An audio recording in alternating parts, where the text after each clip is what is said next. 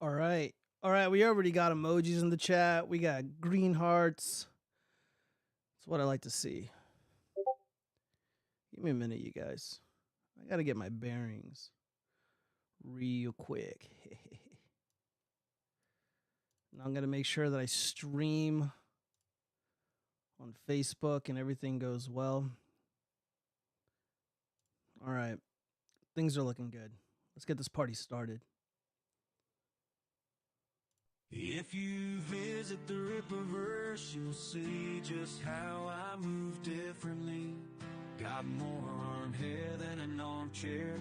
That's why they call me Papa Bear, because it is what it is. What it is, ain't it? What it is what it is, and that's it. My business got so many factors, and I got so many detractors. Those suckers gonna need to me, and ISO's gonna sue me, because it is what it is. What it is, ain't it? What it is what it is, and that's it. Got 100,000 comics without any buyers, and a lot of insurance for warehouse fires, because it is what it is, and what it isn't ain't it. What it is what it is, and that's it. I sold 3D assets to a bunch of asshats for a pile of cash that's all gone up in smoke, because it is what it is. What it is, ain't it? What it is what it is, and that's it. You know a grifter's gonna grift and a scammer gonna scam. Next I'll sell these morons a comic about horsemen, because it is what it is, and what it isn't ain't it. What it is what it is, and that's it. You know a grifter's gonna grift and a scammer gonna scam. Next I'll sell these morons a comic about horsemen, because it is what it is. What it is, ain't it? What it is what it is, and that's it.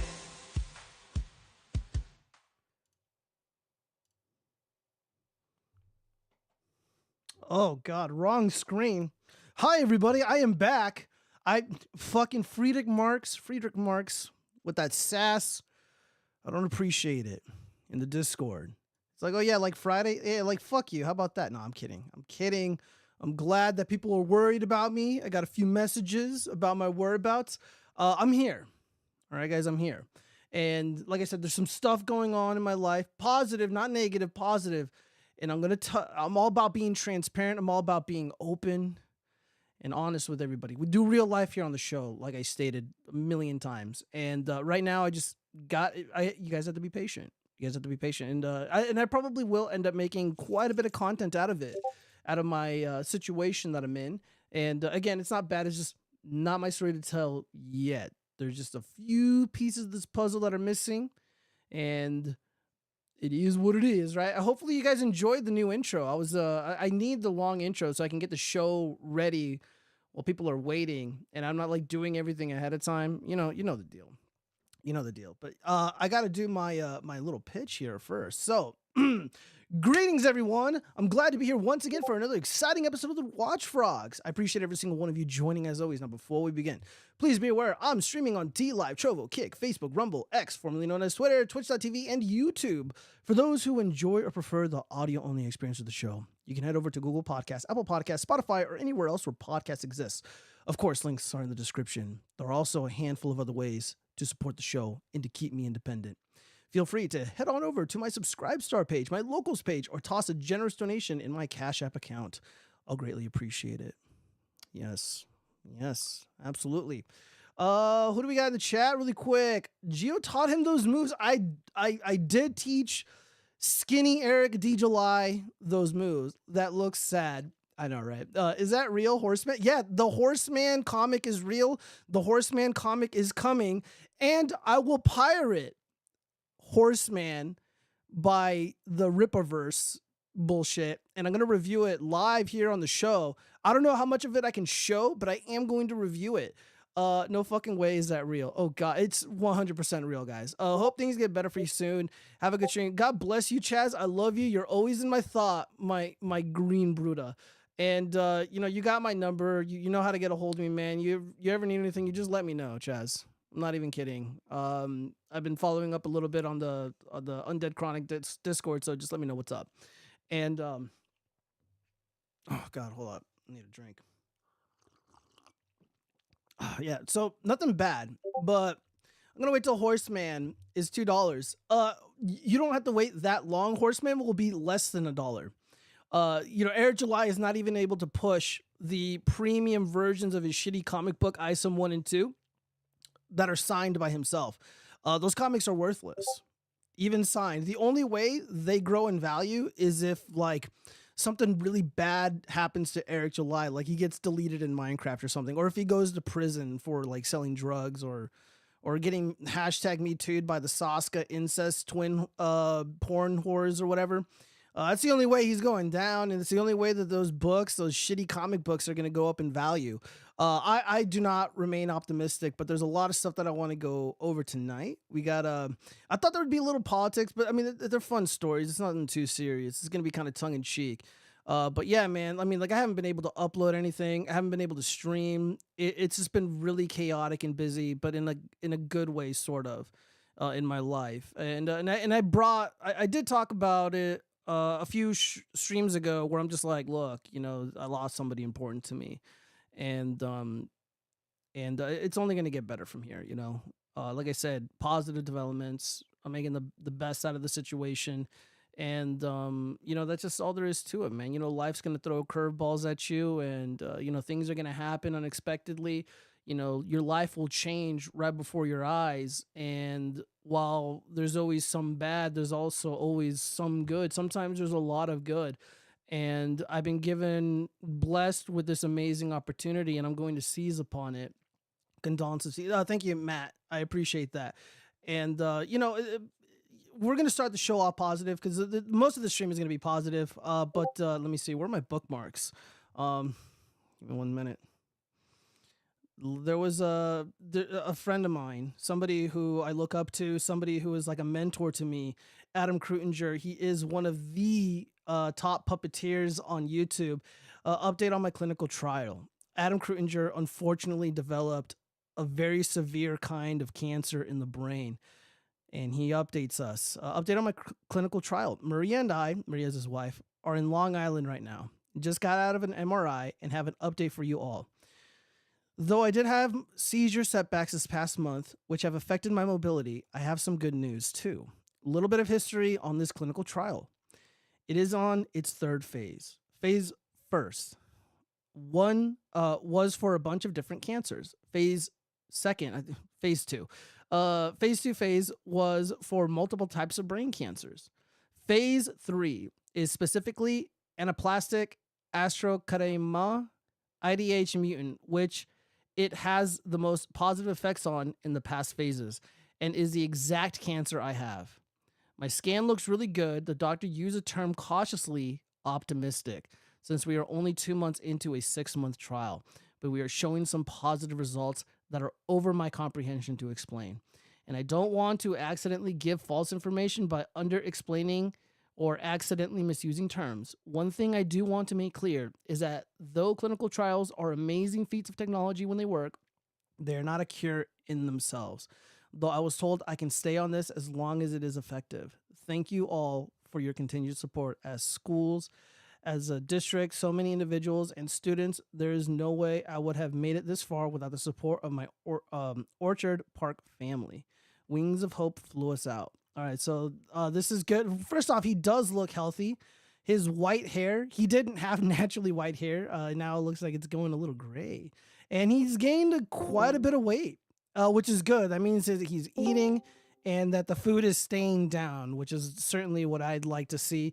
So I posted, this is my response. Thank God you and your little family are not far from my thoughts. I know your cancer is more advanced. My mom survived cervical cancer a few short years ago. Hang in there, Adam. Don't leave us. Crying emoji. Nothing but love and prayers. And this is certainly true. He's a good man, and you can judge somebody, in my opinion, by how they interact with the most vulnerable of us, like little children. And he's just such a damn amazing teacher. It kind of reminds me of me when I was an instructor. And again, this guy. He's like a like a hero to me. And I look up to him, and I've been following through. And actually, just a few days ago, I went on his YouTube, I checked Twitter, and like I saw no updates. I went on the GoFundMe, which they closed out because they made over like 100K, and there was no update. So I'm like, oh fuck, man, it's not what I want to hear. But he just posted this today. When was this posted? I believe this was posted today. Yeah, so earlier today. And this is fantastic news. This is fantastic news. This is what I want. So we're gonna start with some positive stuff. But but now we got to start talking shit. Let's go back to the bookmarks really quick. Let me see. Yeah. So Godspeed. Thinking about Adam, and in my opinion, again, I'm not a doctor or anything, but I have a little bit of experience with this kind of stuff, and just knowing that the chemicals that he was working with for an extended period of time, creating and building the puppets, like contact cement and some of the other epoxies that are used to create these little amazing creatures like Nate the puppet.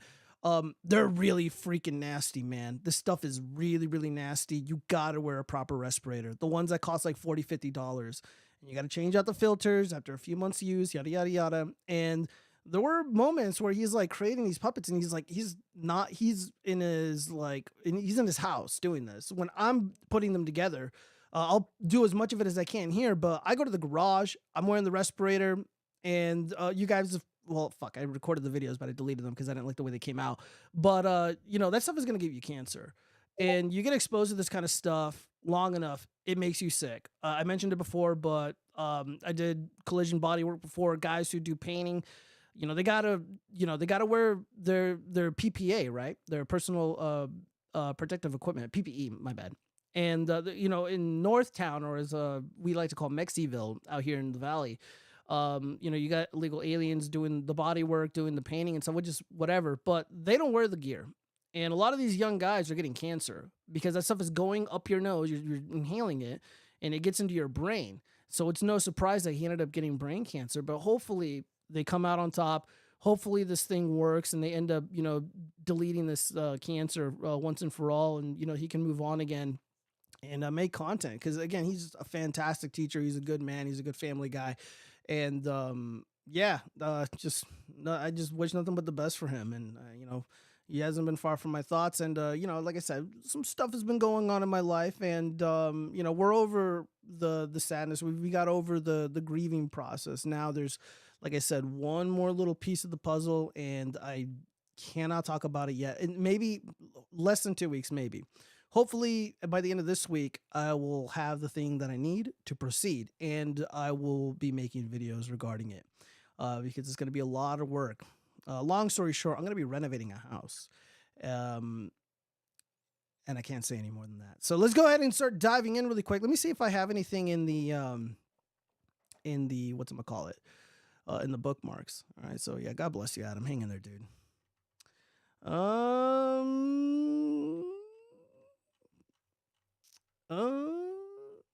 man. All right, some of this stuff will have to wait. Let me see. Anything good here? No, I don't need this. Yeah, so I'm glad you guys enjoyed that intro. Yeah, it took me like a couple hours to make. But yeah, we're just gonna go ahead and dive into the stories. Because we don't have anything, I don't have anything in the bookmarks that are kind of relevant. That's just one of the first things I wanted to talk about. All right, so political news. There's not much going on. Orange man good. Orange man being persecuted. I don't like it. Anyways, let's move on. So Trump VP hopeful Governor Kristi Noem defends killing a puppy after backlash. It wasn't easy, she says. So long story short, she wrote first off, she didn't write this fucking book. This is what's like. I have some thoughts about this. So first off, if this is true, which it probably is, because she's not denying it, don't admit that you killed a dog, even if it like deserved it, or you were like defending yourself. It just comes off as weird. And suburban America and all the dog lovers, all the dog moms and dog dads that would otherwise be open-minded to voting for somebody like President Trump with a VP candidate, Kristi Noem, they're going to be turned off by it. And she's just like going on and on and on and just not dropping it. Whoever's advising her is doing a terrible job. In my opinion, she is no longer suited to be vice president. This woman makes a lot of really terrible decisions, and I don't have the clip, but there was an interview where they were asking her questions about the book.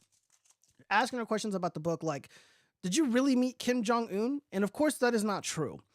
And she couldn't be, if I was advising her, I would have responded like this. I would have had her respond like this. My editor had a list of individuals that I met with, and, they wrote something that wasn't entirely accurate. This was a mistake.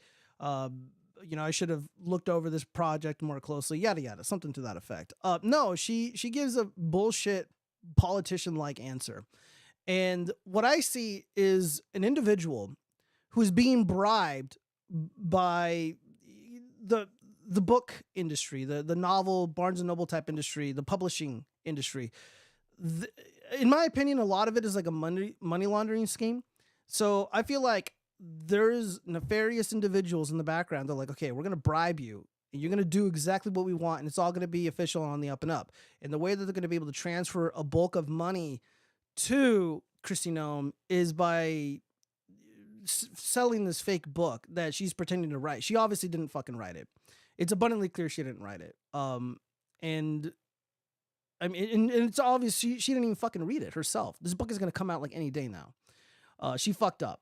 And the fact that she's being bribed via this fake book is sus to me.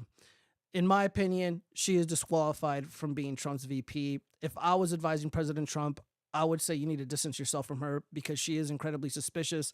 This whole affair leaves a bad taste in my mouth. The optics itself, fuck the optics. Like, Kristi Noem would fuck Trump over, in my opinion. And we can't have that. If I were also to advise him, I'd be like, look, Lee Zeldin, pick him. Ben Carson, pick him. Maybe Tulsi Gabbard, but I think that would be a terrible mistake because you need Democrats to vote for you in the general election, and Democrats will vote for you. However, a lot of Democrats do not like Tulsi Gabbard. I know a lot of people on the dissident right or the new right, whatever you want to call it, they like her, but I don't think it's a good idea. Also, Kristi Noem cheated on her husband with Corey Lewandowski. You can't just have some fucking streetwalker, making her way into the White House. Granted, I know Kamala Harris is worse. I mean, she was the groupie, she's, for the streets and all that. But like Kristi Noem, no, I'm sorry, I can't do it. We got a $2 super chat from AC. Thank you so much. The sexy puppet man is back. Thank you. Mwah. Zombie bomb with a panda emoji. She's a female. She's automatically sus. MTMG, disavow. He needs a loyal ladyboy VP. I know, dude, how funny would it be if he picked like George Santos? The Latino rainbow man from New York. That would be pretty damn funny. But I think Lee Zeldin is a serious pick. Lee Zeldin stuck with him. He endorsed him right away. He didn't even fucking blink. He supported us on the bullshit election stuff. And we need him. Female Republicans are always sus. I don't know about all that. Like Katie Britt, super cute from Alabama, but I don't know. She seems like a theater kid, and I'm not really down with that. So yeah, Kristi Noem just can't stop talking about this puppet this puppy that she put down, and the dog's name was like Cricket. So it's got like this cute name, and she's talking about killing this thing when all it did was like attack other farm stock. And, lash out at like kids and stuff. And like you could have rehomed it, it's not like you're dealing with a fucking pit bull. If it was a pit bull, we'd be like based. We'd be nodding our head in agreement. But Cricket didn't appear to be that kind of dog. And again, I don't know what's going on with her. She's instantly disqualified. If she was running for Senate, she would lose. She's just a governor right now. Whatever her political aspirations are, lay low for a few years until people forget. Who knows? Maybe Ron DeSantis out of nowhere will be the VP pick because he is going to be stumping for Orange Man. He is going to be fighting for the Orange Man. And if I was advising Ron DeSantis, I would strongly encourage him to do so. You need President Trump to win because if it's Joe Biden, they're going to launch a legal war against Governor DeSantis because of the stunt he pulled with the Martha Vineyard thing. Those illegal aliens are being granted very special visas because they were victims of serious crimes at the hands of apparently Governor DeSantis. So we'll see. Let's see. I'm going to vote for her now. Okay, killing cute things when they are being rebellious is kind of base. No, you can't do that to animals. You can't do that to dogs, especially if you're trying to win an election. People are going to frown upon it. All right, so what else do we got here? All right, so breaking news. Trump found in contempt of court for 9 gag order violations, threatened with incarceration by judge. I'm expecting my contempt of court charges levied against me any minute now because I have nothing but contempt for Congress. President Trump is playing a game what we call chicken. He's daring the judge to put him in jail. He's daring the judge to lash out at him, and it appears to be working. The judge, Juan Marchan, he's making a big old stink about it, talking a lot of shit to the press, along with former associates like Michael Cohen, the corrupt lawyer that was at the heart of the Stinky Stormy scandal. Caitlin Collins, the judge has found Donald Trump in contempt for 9 violations of the gag order, fining him $1,000 each. There's another hearing on 4 more allegations of violations this Thursday. Cool. Yeah, based. Fuck the judge. Fuck the court. This is all bullshit. This is all fake. I hate talking about the trials. I hate talking about the legal disputes, the violations levied against President Trump, because this is just a game. This is a game. This is political theater. It's all bullshit. Everybody knows it's bullshit. And President Trump is just not shutting up about this. So look what I just found. Will the fake news report it? So this is official statement of Stormy Daniels dated January 30th of 2018, to whom it may concern. Over the past few weeks, I have been asked countless times to comment on reports of an alleged sexual relationship I had with Donald Trump many, many, many years ago. The fact of the matter is that each party to this alleged affair denied its existence in 2006, 2011. Yeah, learn to type. Where's your editor, guys? 2016, 2017, and now again in 2018. I am not denying this affair because I was paid hush money, as has been reported in overseas owned tabloids. I am denying this affair because it never happened. I will have no further comment on this matter. Please feel free to check me out on Instagram at pumpkin legs at the Stormy Daniels. And she signed it. So yeah, the Stormy Daniels is a fucking liar. And I don't have it pulled up, but apparently Michael Avenatti, the creepy porn lawyer, he has come out to stump for President Trump and basically saying Stormy Daniels is trying to extort or blackmail the Orange Man. He's trying to fuck with the Orange Man. And that's obviously what is happening here. She's being funded, well funded by the internationalists to pursue this case against Orange Man, and hopefully people see through it. And even if he's found guilty, these statements exist. Stormy Daniels has stated quite clearly that these events never took place, and just knowing the kind of women that President Trump likes to make love to, I don't think pumpkin leg Stormy Daniels fits the bill. They were obviously friends at one point. She was on his show, The Apprentice, I believe. And so now, all this crazy shit is happening because he is the president of the United States, and she interacted with him, and she's a porn star. She has no integrity, so she's the one that's going to spearhead this bullshit case against him. And also, no one fucking cares. The economy is shit. We're going to talk about some finance stuff going on later on the show, but we're on the brink of war again. I mean, every day, I'm just like, oh man, Rafa's about to be invaded, and this is a legitimate fear. People legitimately fear that they're going to be drafted to go fight on behalf of the Clinton crime family, the Biden crime family, so on and so forth. So yeah, we'll see. So that's basically the juicy tidbits of this. All right, so what else do we have here? This fun grandmother of Hamas. Jewish women are too ugly to be raped. Next words, well, maybe rape them with condoms. So we're seeing massive backlash against Israel all over the country, all over the world, because of what is happening in the Middle East. This is impacting regular, everyday Americans. And we're seeing these hideous flags flown everywhere by uppity white liberals, and they're saying the most horrendous shit imaginable. Let's just go ahead and watch. Hey,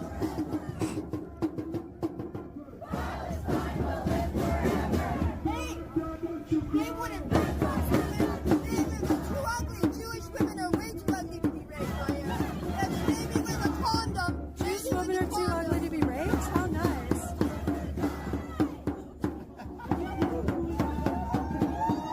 Unbelievably annoying people.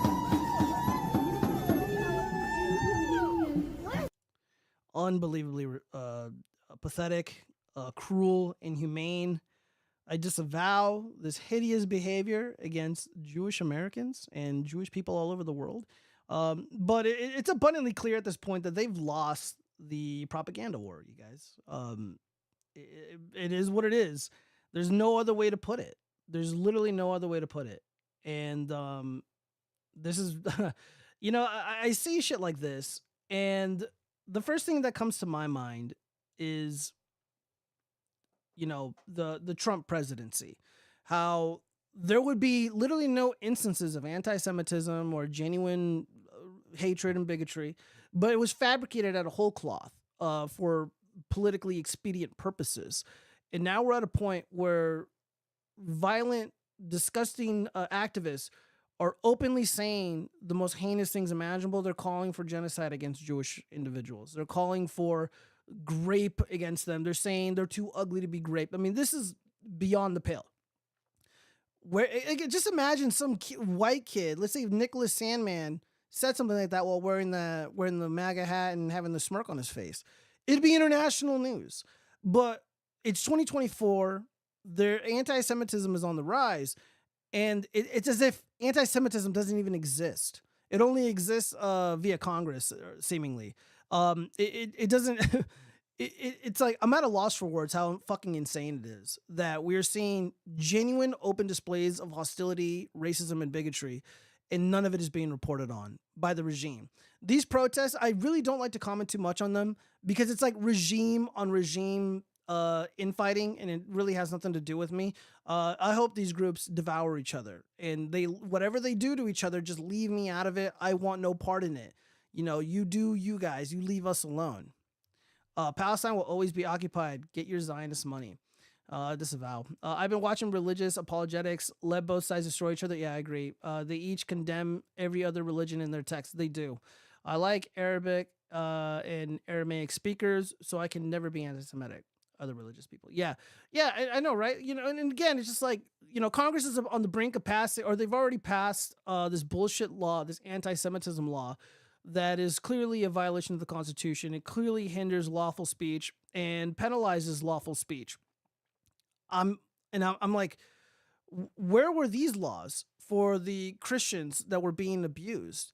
And even these calls about these cries and whines about genocide on both sides. Again, where was this concern about genocide when Muslims, the Azerbaijanis, were attacking the Armenians and committing gross atrocities against them in current year and last year and the year before? Our religious leaders can't even acknowledge the fact that the Armenian genocide ensued for whatever reason, because the Turks have some of our elected officials by the balls, it seems. It's very unfortunate. Very unfortunate. Am I recording? Yeah, I am. Everything is working out really great. Okay, good. Yeah, fuck all these people. I think they all suck. And them crying and whining just highlights their hypocrisy. The Lugan press refusing to denounce bigotry against Christians, not just in the United States, but anywhere in the world. Like what's happening against Armenians is disgusting. It's hypocritical. And this is why they are the enemy of the people. And this is why I stated in my A24 Civil War review that was like quasi-revisionist history, sort of. It's trying to paint this fake, phony, baloney narrative.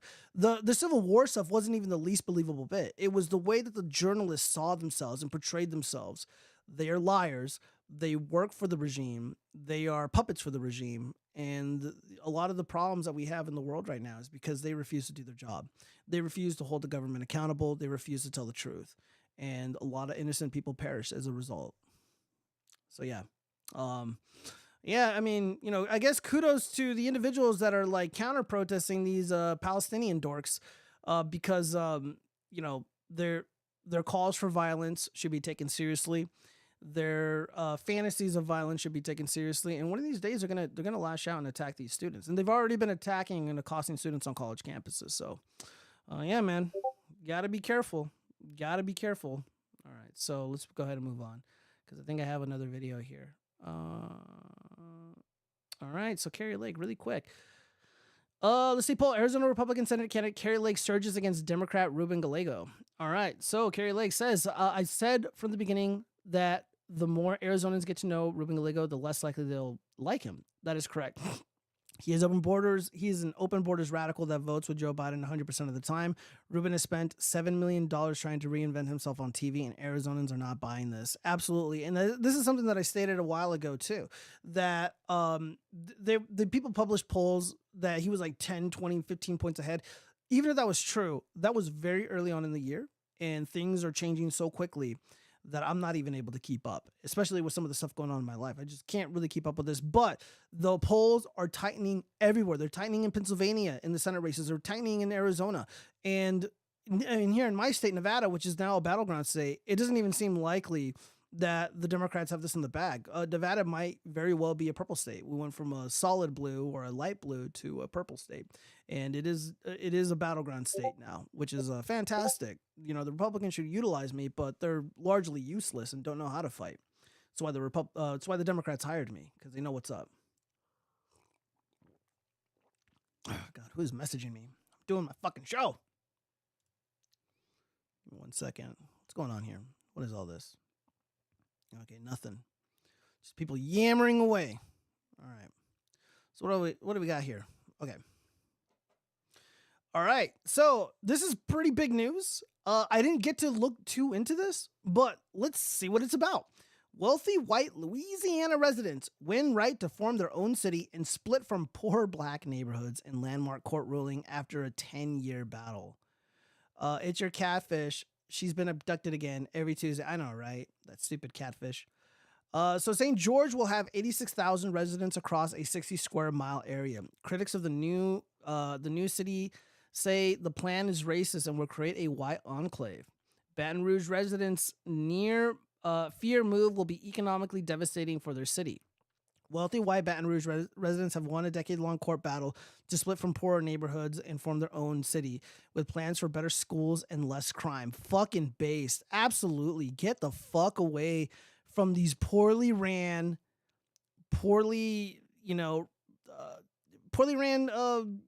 localities. I'm all for this. Yeah, this is great. You know, you guys... A lot of these far leftists, they're like, we got to get away from white people bad, they're the worst, they're, I choose the bear, blah, blah, blah. All right, well, they're fucking off. 86,000 of them are going to leave, do their own thing, and now look at their crying. The Louisiana Supreme Court ruled on Friday that the new city of St. George could move forward with incorporation, splitting off from the rest of Baton Rouge. Yeah, fuck Baton Rouge. St. George will have 86,000, blah, blah, blah. Supporters of the new city say that the existing city parish government is poorly run, yeah, which is exactly what I just said, with high crime rates and bad schools. Absolutely. Opponents say the movement is racist and will create a white enclave as it separates a wealthy area of the city from the majority black city and school district. Well, white students in the Baton Rouge area, their kids are not safe in these poorly run schools. They get beat up, they get bullied, and there's no recourse for them because Baton Rouge does nothing about it. There's violent crime surging. Baton Rouge does nothing about it. They worship the criminals. This is worth fighting for. This is worth protecting. It doesn't matter if it takes 10, 15, 20 years. And all that racist bullshit from Democrats, how these people are like the worst thing in the world. Well, now that they're leaving, you fucking whine and cry about it. This just goes to show that certain groups, certain nefarious activists in this country don't give a fuck about any of the diversity shit. And they are racist. All they want is their money and access to them. And I don't believe they should have a right to that. If people want to get away, that's fine. Let them. Kind of like how certain like Magic Americans want like only Magic American spaces. Yeah, dude, it's fine. Knock yourselves out. Do whatever you want to do. Just leave me the hell out of it. Plans for St. George started nearly 15 years ago when residents decided they would like to start their own school district. Their plans then grew more ambitious, and in 2015, they drew up a proposal to create their own city. The proposal didn't get enough votes, and the movement ground to a halt until 2019 when a second ballot to incorporate St. George passed, with 54% of the residents voting in favor of separation. A lengthy court battle followed with Mayor-President Sharon Weston Broome and Mayor Pro Tem Lamont Cole suing St. George organizers soon after the election. They argue that St. George would siphon over $48 million in annual tax revenue from the city parish government with serious knock-on effects for local services and staff. Yeah, well, restructure your government. Get your shit together, Baton Rouge. They claim that the loss in revenue would mean services would have to be cut and employees laid off, and that St. George's proposed internal budget was inaccurate and that they would not be able to be self-sufficient. Well, you don't know that. And they probably could. Those 98,000 people sound very resourceful and committed. This is a 15-year battle, and they won. I think they're going to be just fine. Don't worry about it. Again, they're not worried about, they might not be able to be self-sufficient. We're just so concerned with their self-sufficiency and whether or not they'll be able to pull it off. You want their money. You want access to those white kids and those white families. Lower courts in Louisiana supported Baton Rouge's arguments and shot down the proposed new city. But now the state Supreme Court has overruled their decisions. Fucking base. Saying that the internal budget is balanced and will be able to provide public services, meaning St. George can incorporate. Yeah. Critics of the St. George proposal argue that it would create a poor black and urban Baton Rouge and a wealthy white and suburban St. George. You guys don't have to be poor, though. You guys don't have to be any of those things. Deal with the crime. You get rid of the criminals, you guys can prosper. But again, they want to have their cake and eat it too. Posting on Facebook, resident Sarah Stelly wrote, St. George reeks of class division. It's quickly becoming the new worst type of bigotry. I don't see any bigotry here. I just see a group of people, concerned citizens that want to have their own city that's accountable to the people, that's going to protect the people, it's going to protect their children, and provide a better quality of living. Baton Rouge can do this, but they don't want to. Another resident, Paul Brady, wrote, the segregationists won. I'm no longer a citizen of Baton Rouge. I now live in a white enclave of St. George. Okay, Paul. Then feel free to fucking leave, dude.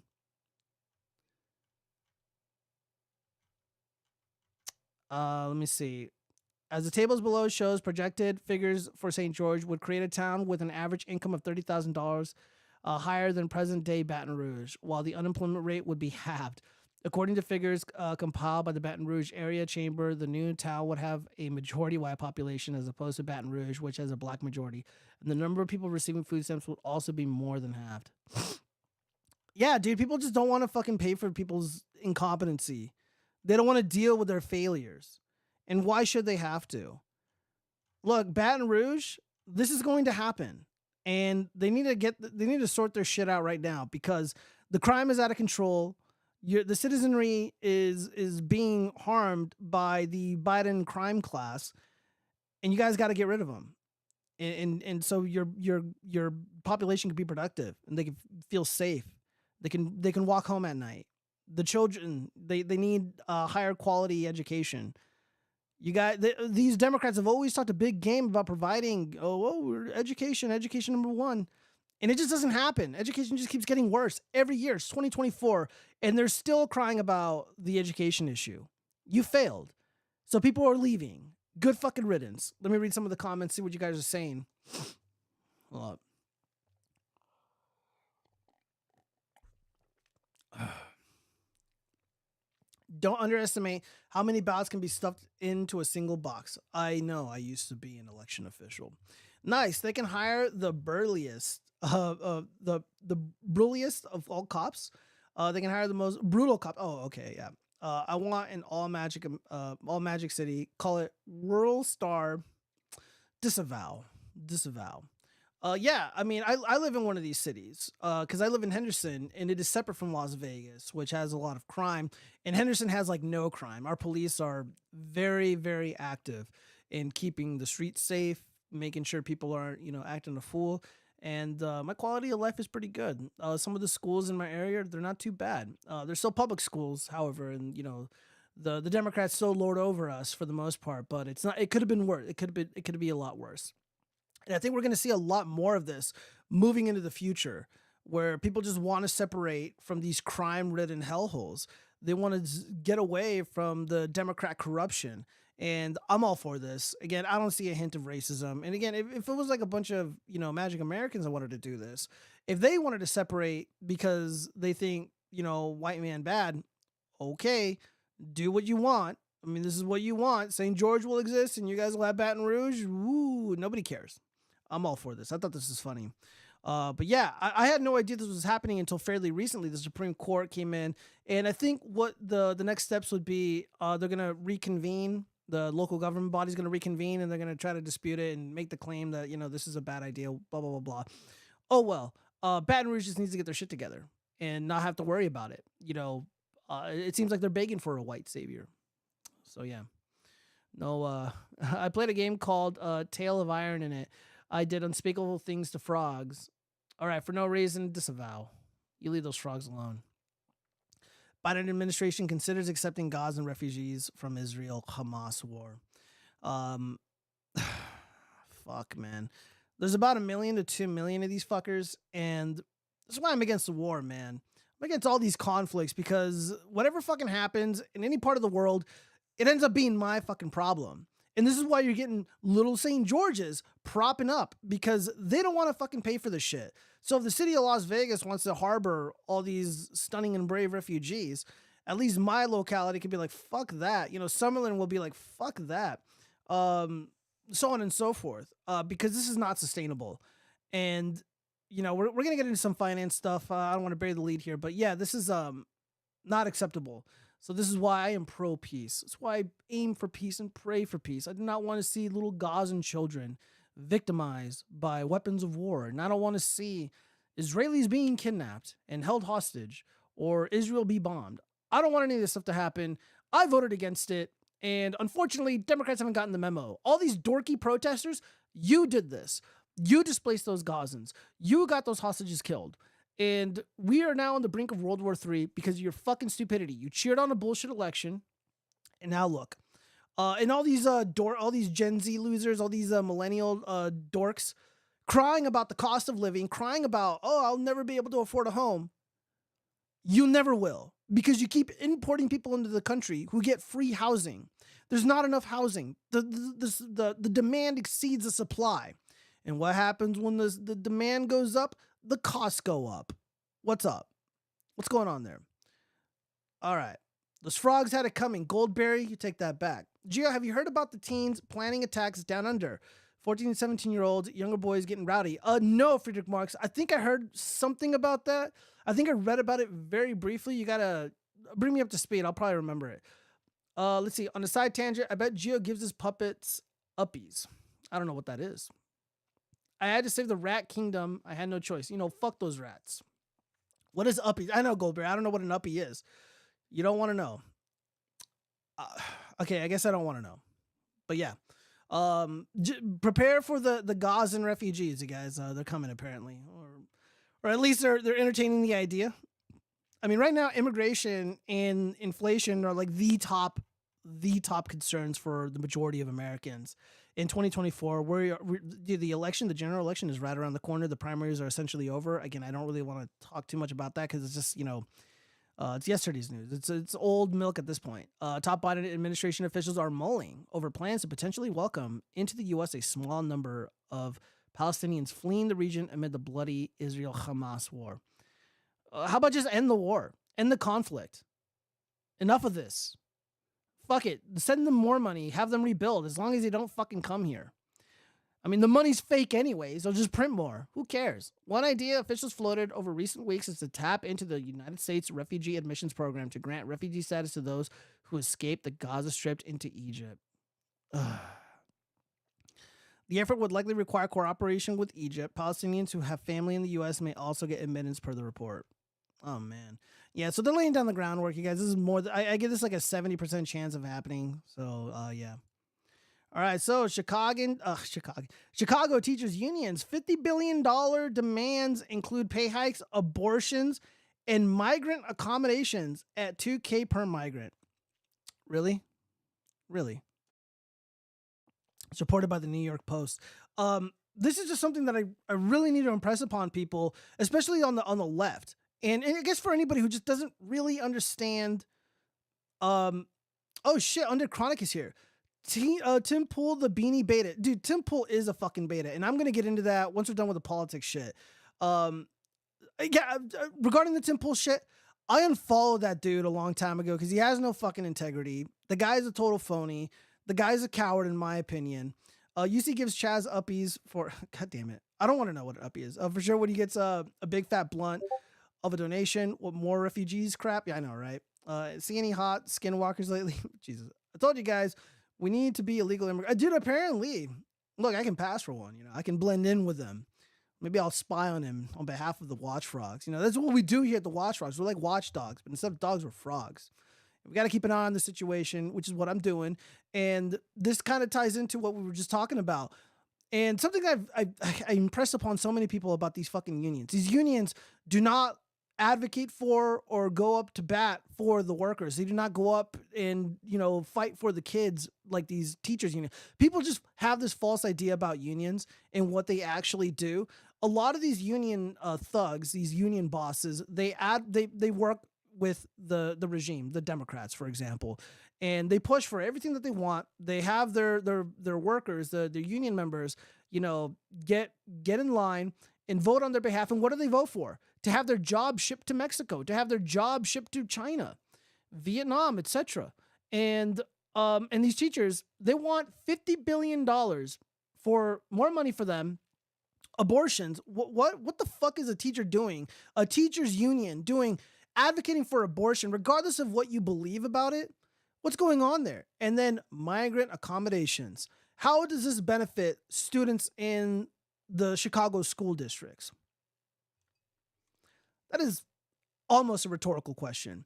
And the Chicago Teachers Union is actually no different than the teachers union out here in the Southwest or in Nevada.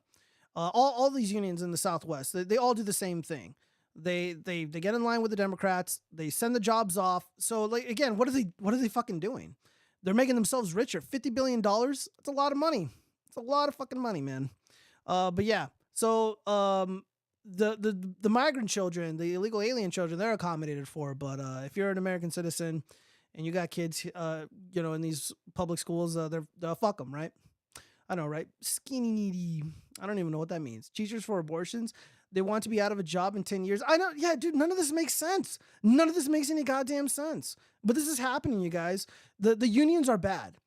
I was offered the opportunity to join the electricians union fairly recently. When I was younger, when I was 18, 19 years old, I tried and they rejected me because I didn't have an uncle in the union or something. But now I have an in. And I said, no, fuck that. I'd rather just work for myself. Fuck the unions. I know what they're up to. But some of these workers that are, members of these unions, I got nothing against you, but your union bosses are cunts, plain and simple. And they're not looking out for your interests. All right, let's move on. What do we got here? 3 weeks ago. Oh yeah. So I guess are we in the pop culture shit now? Oh yeah, we are. Oh, okay. All right. So, interesting development regarding ISOM. Dude, check this out. Check this out, guys. Look at this shit. Look at this cowardly fucking beta shit regarding Eric July. That's why I had the little What It Is song in the beginning. All right, so Alex Stein, straight from the horse's mouth. He's a employee at the Blaze Network. Blaze is, that's Glenn Beck's network. And Eric July apparently works for it. Check this out. So, will you ever have Dick Masterson on the show? This is how I was first introduced for you. Kisses for Jimmy Hart pride flag. Oh, that took a turn. That is so nice, Tanner. We should get on Dick. Dick's really funny, but the problem is with Dick. We should get on Dick. Well, okay. Oh, you would love Dick. You went to Princeton, where all the pedos go. So yeah, you would. That would stick out to you, Dick. Dick Masterson went to Princeton University. No, I'm saying everybody at your school is sharing child porn, dude. That's why. So that's why you guys child corn. Whatever, dude. Whatever. My point is, Dick Masterson is fighting with Eric, so we can't have him. I don't want to stir that up. What about internet drama? Are you involved in any internet drama? Dude, Eric July is such a thin-skinned coward. This guy is so fucking weak. He got goofed on for his shitty comic book. And it is shitty. Instead of taking it on the chin, he's crying to Glenn Beck, I don't want anything to do with Dick Masterson. Or it's I don't have the fucking music to cue it up. But he's like, yeah, I don't want this Dick guy. I don't want that Dick around me and shit. I'm trying to finish up Horseman. And, what it is. And Glenn Beck's like, all right, yeah, sure. And he's wiping the Cheetos off his eyes so he can see, actually look him in the eyes. And he still can't see because Eric July's fucking crying the whole time. If CERN ever opens up a portal to hell, the Password Bros are going to be the first through the gate. I don't think so, man. Those Password Bros have already been through hell. That would be my my estimation. Legal skinwalker immigrant will change into your favorite big booty Latina or Nubian queen for low under the table money. Horseman. Horseman gets all the girls. Look, we don't know anything about Horseman, guys. Horseman is not out yet.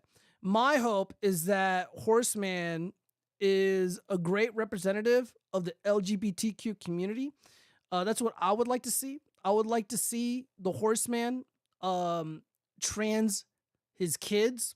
I think that would be very positive for the rainbow community. It would absolve Eric July of his open hostility towards the rainbow community. That's what I would do if I was him.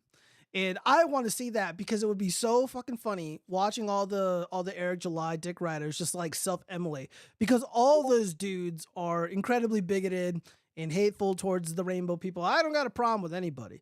The Watch Frogs is a show for all people, rated M for mature, or more like I for immature, because, you know, let's be honest, I'm a fucking dork. But, you know, a lot of those dudes are just straight up bigoted.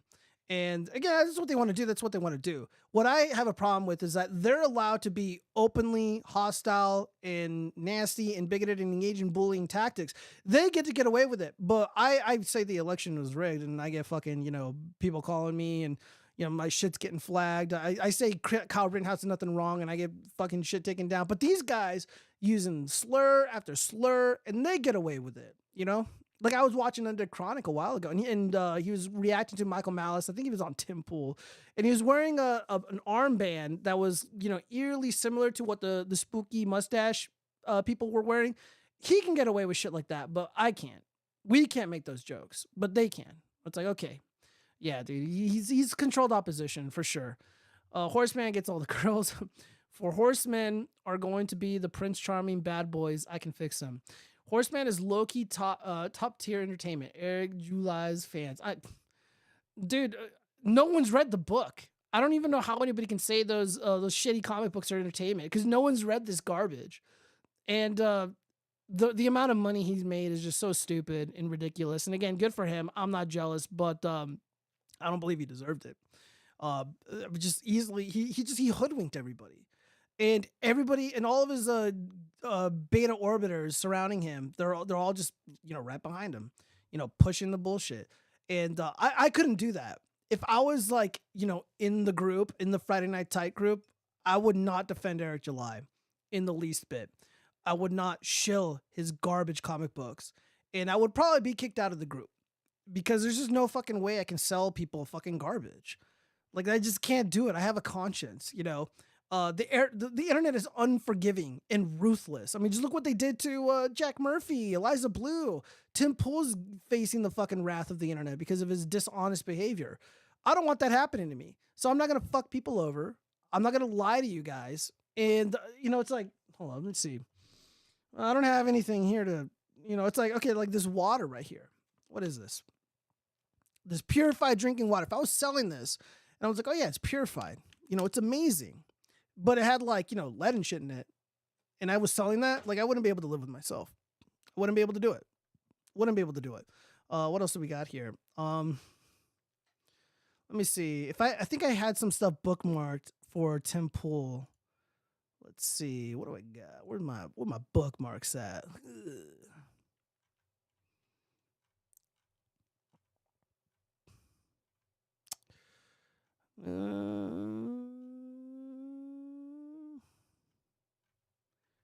All right, this is past stuff. Fuck it. We just got to look. Yeah, because Tim Pool is like, you know, he's chimping out. He's chimping out because he was going to have this debate with, what's it called? With that UFC fighter.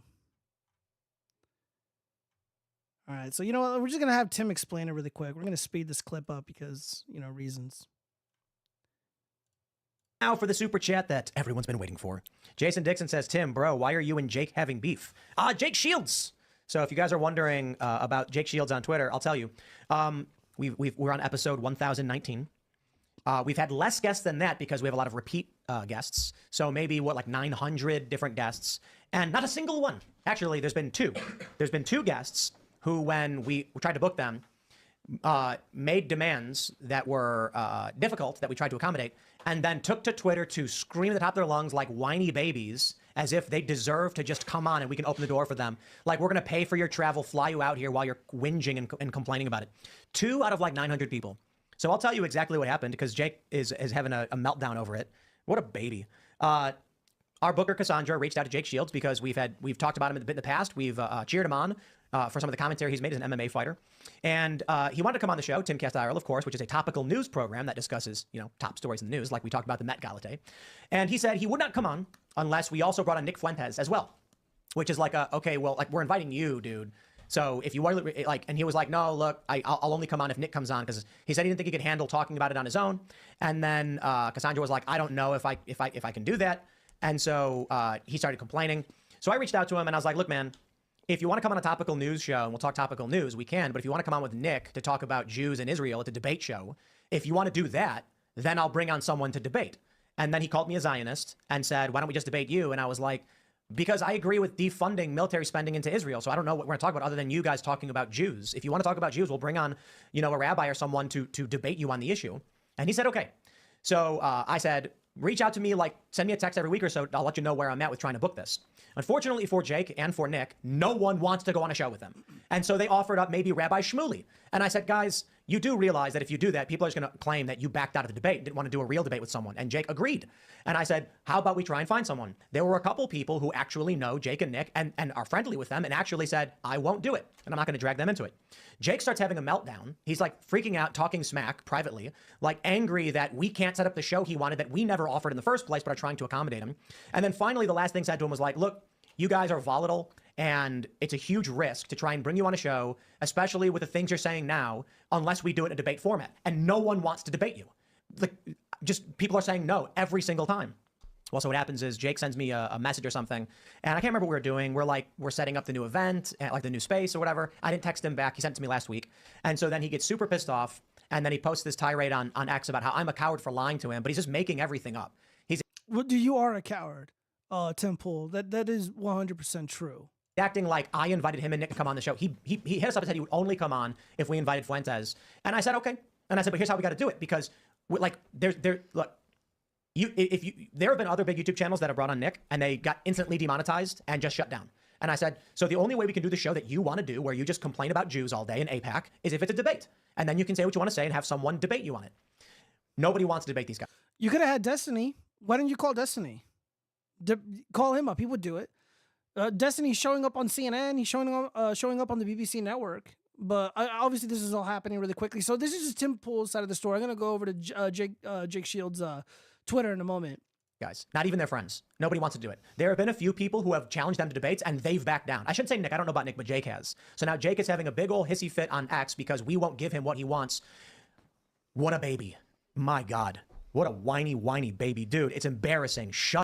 Dude, that's really rich coming from Tim Pool, who literally cried on his show because the Majority Report losers were making fun of his shitty music. What ISOM is to comic books, Tim Pool's music is to, like, good music.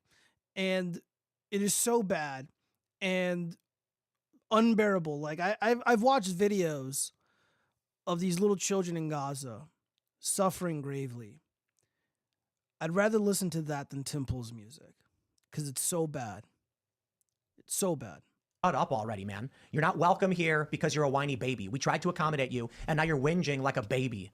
Holy crap. Only one other guest got close to doing something like this. Dude, you were whinging like a baby when people called you out for having the Fed cuck Murphy on your show. You were whinging when people were calling you out, myself included, for the Eliza Blue incident. And you use your boy Shane, the shittiest writer at Tim Pool's network, to run cover and interference for her. You couldn't do it yourself. You had Shane Cashman, your shitty gonzo journalist, do the cleanup for you. Because you guys had this incestuous relationship with Eliza Blue.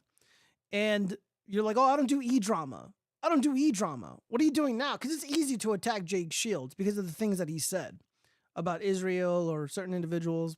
I get that. So he has no problem commenting on that, but he kept his fucking mouth shut for Cuck Murphy. He kept his mouth shut for a very long time because of Eliza Blue. Tim Pool, the free speech warrior, couldn't rebuke or speak out against Eliza Blue when she was falsely filing those false DMCA claims. Same with Eric July. He's been on Tim Pool's show.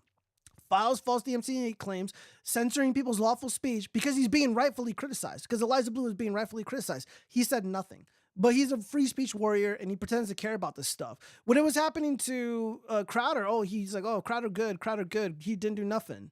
His ex-wife is a dumb bitch, whatever he said. But when people that are his friends, that are on his show, doing the exact same thing, all of a sudden, he keeps his mouth shut. But he has no issue, pushing back against Jake Shields. This is almost done. And they put out one tweet complaining about it, and we rolled our eyes and we moved on. But this dude is like, he is demanding. Jeez, man. And now he won't stop crying about it on X. He's like posting nonstop about me. He's retweeting everyone in the world. It's like the biggest meltdown I've ever seen because we couldn't do the show he wanted to do. Imagine tasking like multiple employees or trying to set up a show that you asked for, that we never planned for in the first place, because we're trying to do that show, and then freaking out about it. And then you get all these people who are like, Tim's scared of Nick Fuentes. We didn't even invite Nick. We invited Jake, and then Jake was like, I can't do it by myself. I would have to come on with Nick. And then I said, okay, but that means if you want to talk about specifically Jews who have to be a debate, and he goes, sounds good, let's make it happen. And now he's acting like he's been slighted. What a whiny little baby. Ajguap asking a similar question as the previous one. Why did you cancel on Jake Shields and Nick Fuentes? We actually didn't even cancel on them. I just didn't respond to his text that he sent, what was it, like 7 days ago or something. And so he took to Twitter and got super angry. The real issue is that the show they wanted to do, we couldn't get guests for. And I feel like they kind of do this on purpose. I like, it's how they generate attention for them. I shouldn't say Nick. Nick has nothing to do with this. It was Jake Shields. He basically is like, oh, I'll come on your show, but I'll make it as difficult as possible for you. It has to be all of these things. And we're like, okay, we'll try and figure that out. And then when we can't meet their demands, he goes on Twitter and gets 1,000 retweets claiming he's been affronted or something. It's like the fakest garbage ever. It's like WWE, okay? Yeah. He's trying to create controversy to make it exciting on Twitter and get those retweets. Yep. That's it. So he can tell a story. Because privately, he's like, cool, man, I appreciate it. I'll see if I can come on later. And we were like, all right, we'll try and figure it out. And the next thing we know, he's whinging on Twitter like a little baby. Dude, it is the craziest meltdown. I'm sorry. It's the craziest. Dude, you're melting down right now. And like, bro, hold on. Yeah, speaking of the beanie, dude, like, Tim Pool, you're fucking ridiculous, bro. Let's see. I'm going to put Tim Pool beanie. Look at this shit. Let's go to media.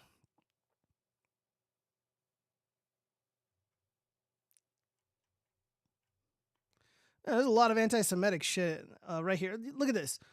You had the privilege to hang out at Mar-a-Lago with the legendary, with this fucking legend right here. Look at this. This is May. We're in May of 2024. Florida is already an incredibly hot place. Very humid. Tim Pool's wearing a fucking beanie. Bro, you're a millionaire. Why don't you get a fitted suit? What's going on here? This could be like a fashion swat in and of itself. Look at, dude, people are standing, dude, they're standing right next to a pool. And you're wearing a fucking beanie. Unbelievable, dude. What's going on here, man? Dude, Tim Pool is just unbelievably pathetic. And it's like, okay, dude, like if you were cool, if you weren't such a little bitch and such a grifting hack and made terrible music, I'd be like, okay, whatever, dude. That's just how he is. You guys want to know why he wears a fucking beanie? Let me see. Where's that video at? All right, check this out. With the dictionary definition of the word bigot. You are the oppressor! Dude, look at this troll. Look at this troll. Hold on, let's go back. All right, so for the audio-only listeners, Tim Pool is like giving some kind of passion speech, and he's recording, and somebody comes up behind him and The removes dictionary the beanie. definition of the Look at this guy's face. Look at this dude's face with the little tie. word bigot. Also wearing a beanie. What's going on here, bro? You can't just attack the beanie while wearing one. That doesn't make a lot of sense to me. You are the oppressor! Look at this smug look on his face. What a little troll. I love that. Hopefully this video is like a few years old. I'm hoping that this guy turned around and he's one of us now. He's a green skin. I'm curious, why doesn't Tim show these communications? Isn't he a reporter? I know, right? Tim Pool lies like a disavow. Tim, you sacrificed, not me. Pool is a Fed trained manipulator. People have taken too long to notice, and now it's too late. No, you can't say that about him. He's just some guy with a camera on the internet. Look, I'm not gonna say. Look, Look, I unfollowed Tim. Like, I unsubscribed to Tim because I think Tim fucking sucks. And the whole Eliza Blue thing left a bad fucking taste in my mouth. And you know, like I said, Eliza Blue was counter-signaling the MAGA movement, right? She was counter-signaling our efforts to expose the election fraud. And she was calling people like Dinesh D'Souza. She was calling people who, you know, who did the excellent work on the 21 or the 1,000 Mules. She's calling them boomers and shit. She's like, oh, the 2,000 boomers or whatever. Go fuck yourself, Eliza Blue. You're a cunt. And yeah, so this is what Temple's gonna explain why he wears his beanie in a second. All right, have a good day. Bro, you come near me ever again, you won't have any teeth. You understand that? I understand. Don't fucking touch me. Dude, he's about to cry. Look at dude, don't touch me. Look at it, dude. He's about to fucking cry, bro.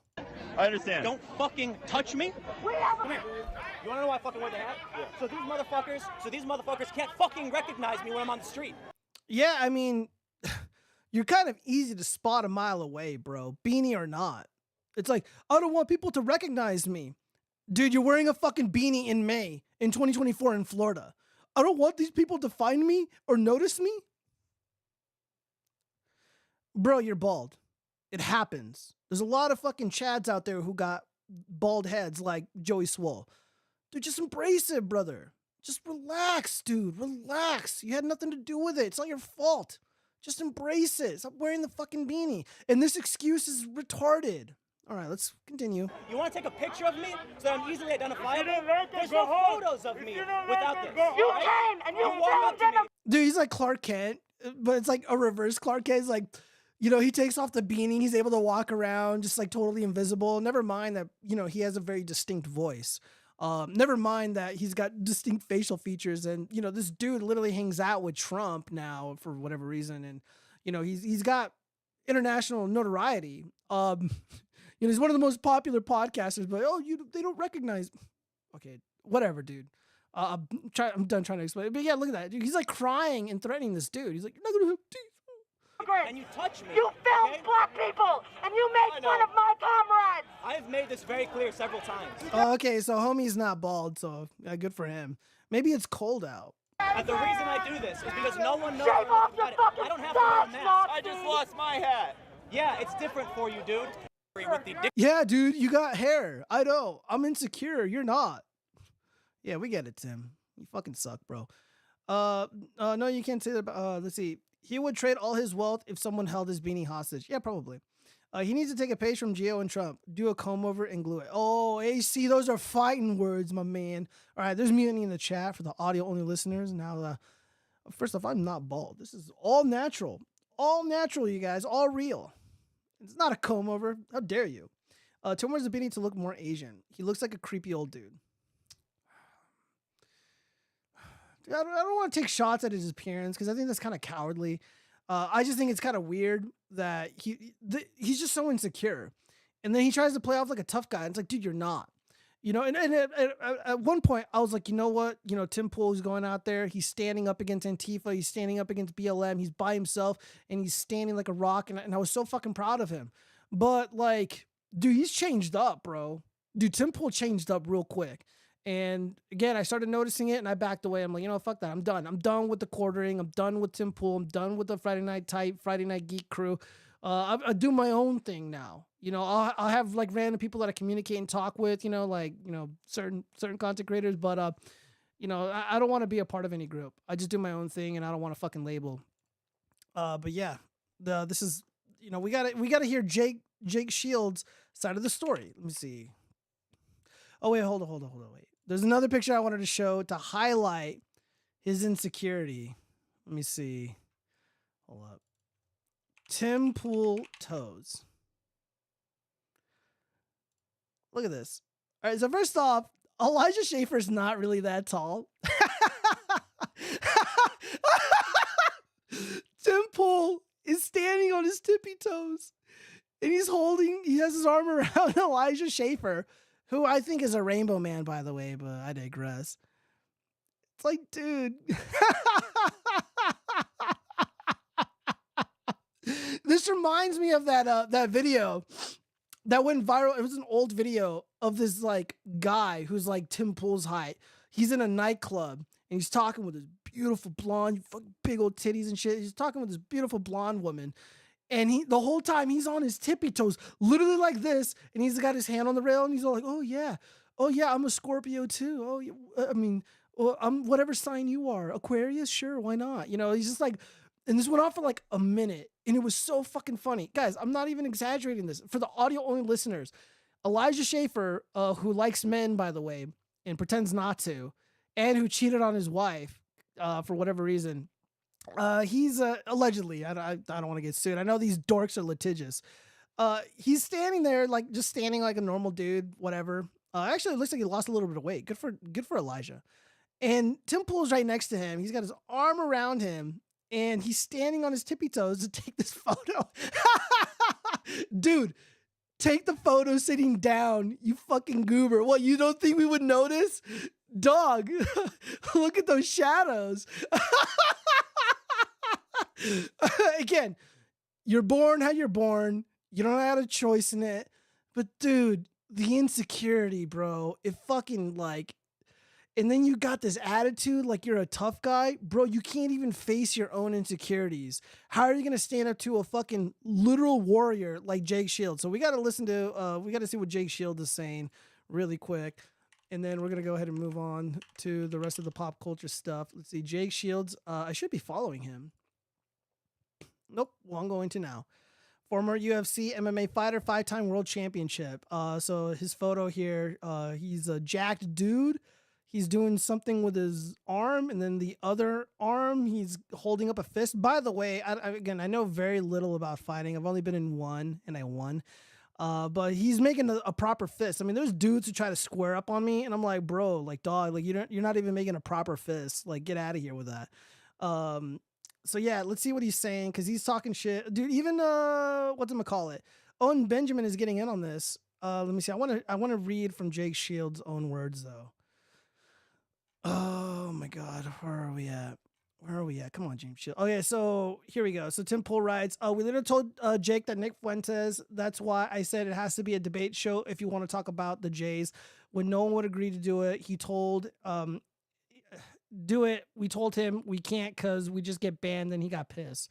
He didn't even need to drag you into it. All right, so Jake Shields writes, Tim is claiming he was unable to find anyone who would debate me and Nick.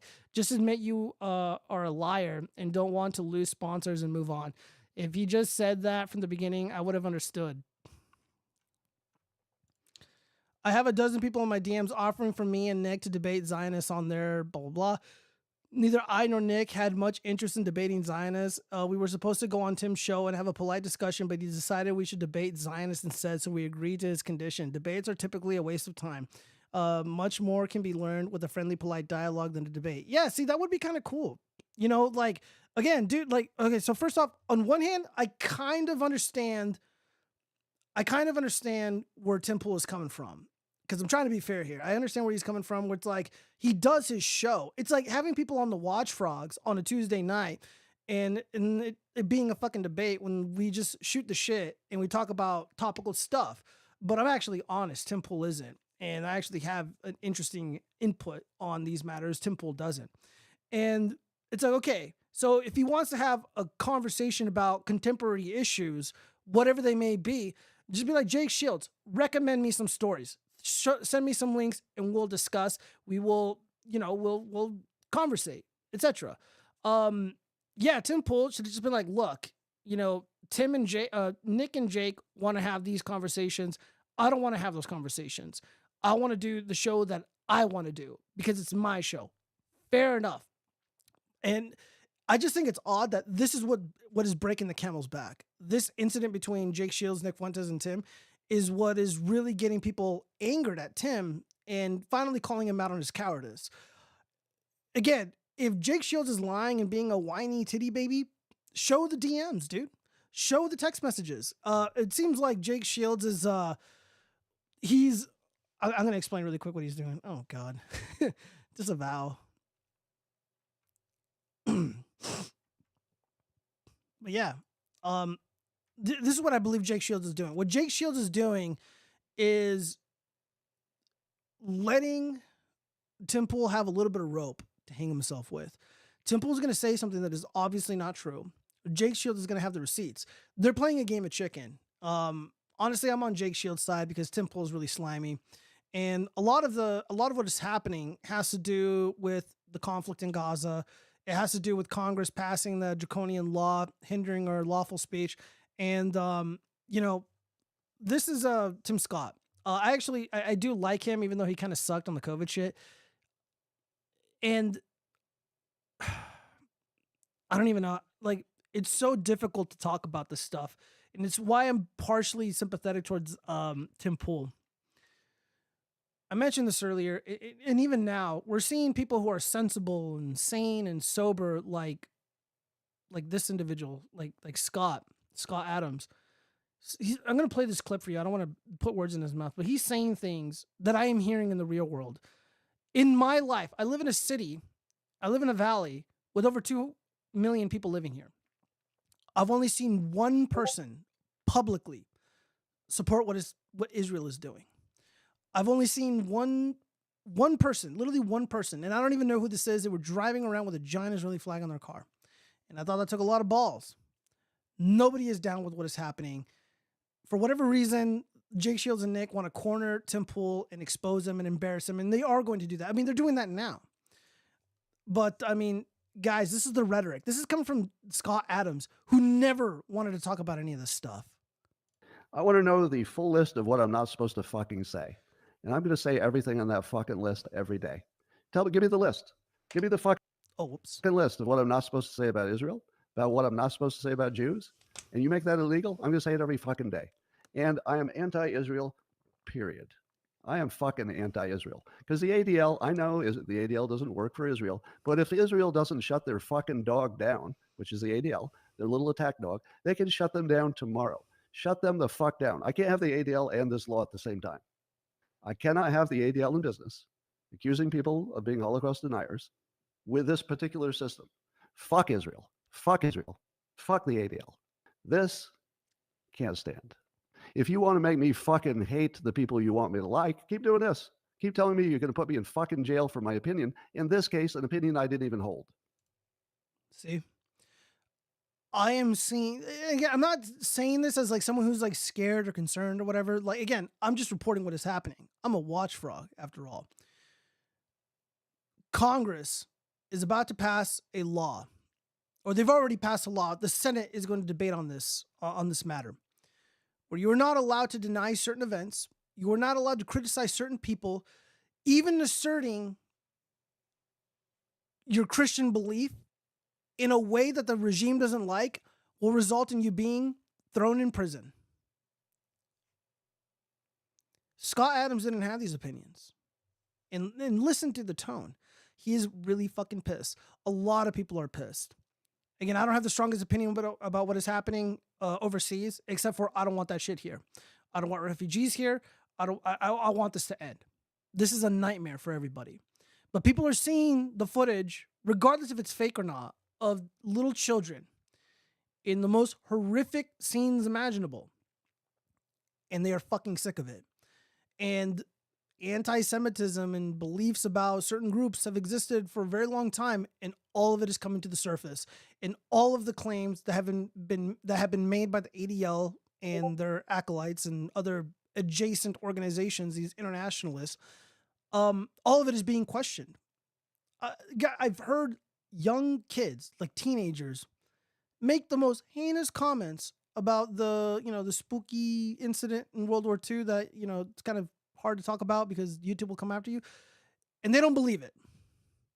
The denial of these events, it's unfathomable. I myself promote and preach being skeptical of the things that have been taught to me in public school. I don't want to have an opinion on this stuff anymore. I don't care about, my only opinion about World War II is that it was a fucking mistake. If I'm not willing to fight for it, I don't have an opinion about it. I wasn't there. I'm not going to have like all this propaganda from Hollywood. It's like, you got to hate these people. These people are evil. I know nothing about them. And what has been taught to me is obviously bullshit, like the moon landing. It's all fucking bullshit.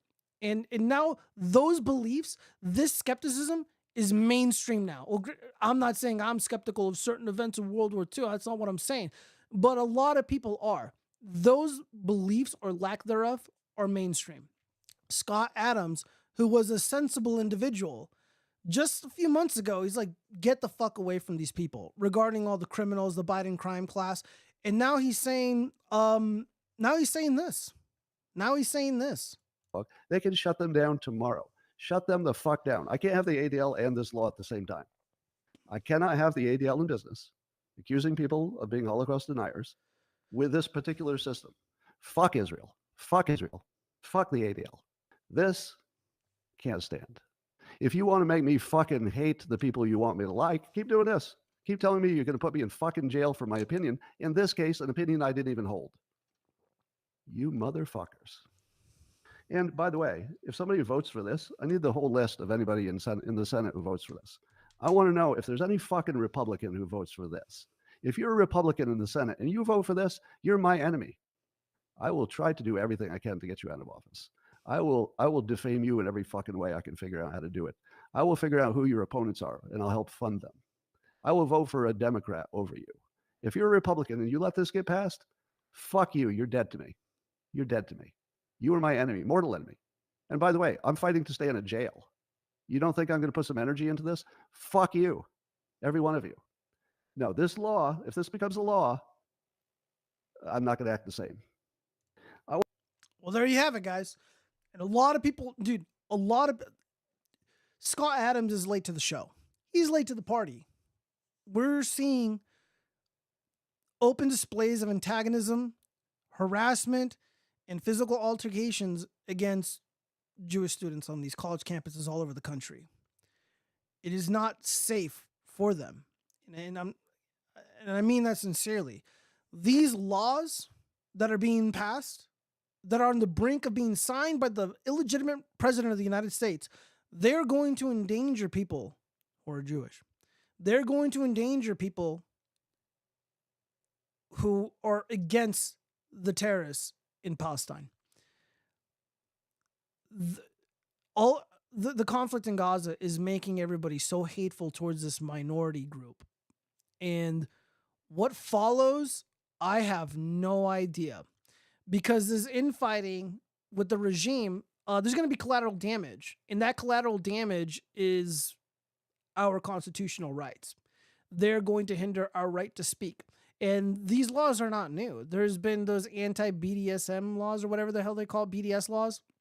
We're not allowed to boycott, whatever, Israel or something. Again, I don't know too much about it, but it doesn't sound constitutional to me. Surprisingly, I actually agreed with the Ben and Jerry fruitcakes because they were kind of spearheading, the resistance against those laws.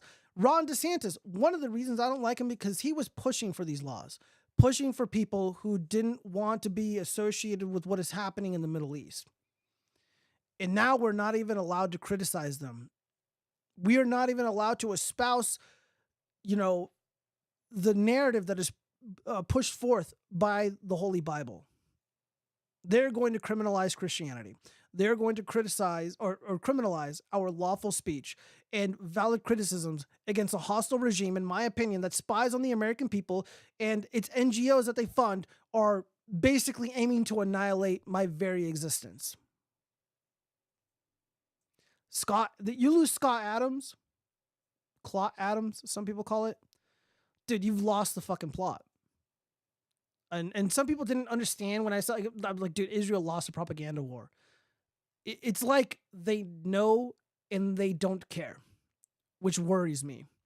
Because they know what they're doing is making them unpopular. They know what they're doing is endangering the life of innocent students on these college campuses. And they don't care. It's like they want something bad to happen to one of these students. And what follows after that? When it happens, not if, when. I don't know. You guys. But Jake Shields and Nick, they have strong opinions about it. And they want to talk about this with Tim. And Tim is pussing out. Because that's what Tim is. He's a coward. If you're not a part of the group, if you don't kiss ass, they shut you out. And they defame you and they say a bunch of shit. They deflect. And it's all horseshit, man. I can't play it because it's probably copyright protected. But Macklemore, the artist, he just released a song. And it's about let me see. Hold up. I'm gonna look this up really quickly. I'm gonna read to you the lyrics of this stupid fucking song. New Macklemore song lyrics. All right, I think it's called Hens All. All right, so this song basically pushes back against what is happening on the Gaza Strip. I'm gonna read this to you guys really quickly. Hold on, let me read some of these comments first. His jeans are so skinny. Whose? Tim's or Elijah Schaefer's? Why is everyone loving a rainbow glowy who's a clear plant? Which one? Name him. For people who just like rainbows, they sure love rainbows. Yeah. You are frog spawn. What does frog spawn even mean? Explain yourself, zombie bomb. Your government doesn't spy on you. Mine spies on you for your government. Yeah, I know, right? All right, so Macklemore's new shitty song. Again, I'm going to highlight the propaganda that is at play here. Intro. Woo, yeah. The people, they won't leave. What is threatening about divesting and wanting peace? The problem isn't the protest. It's what they're protesting. It goes against what our country is funding. Hey, block the barricade until Palestine is free. Block the barricade until Palestine is free. When I was 7, I learned a lesson from Cube and Eazy-E. What was it again? Oh yeah, fuck the police. Actors and badges protecting property in a system that was designed by white supremacy. It's literally it. But the people are in the streets. You can pay off Meta. You can't pay off me. Politicians who serve by any means, APAC, CUFI, and all the companies you see, we sell fear around the land of the free. But this generation here is about to cut the strings. You can ban TikTok, take us out the algorithm, but it's too late. We've seen the truth. We bear witness. Seen the rubble, the buildings, the mothers, and the children, and all the men that you murdered, and then we see how you spin it. Who gets the right to defend, and who gets the right of resistance? Has always been about dollars and the color of your pigment.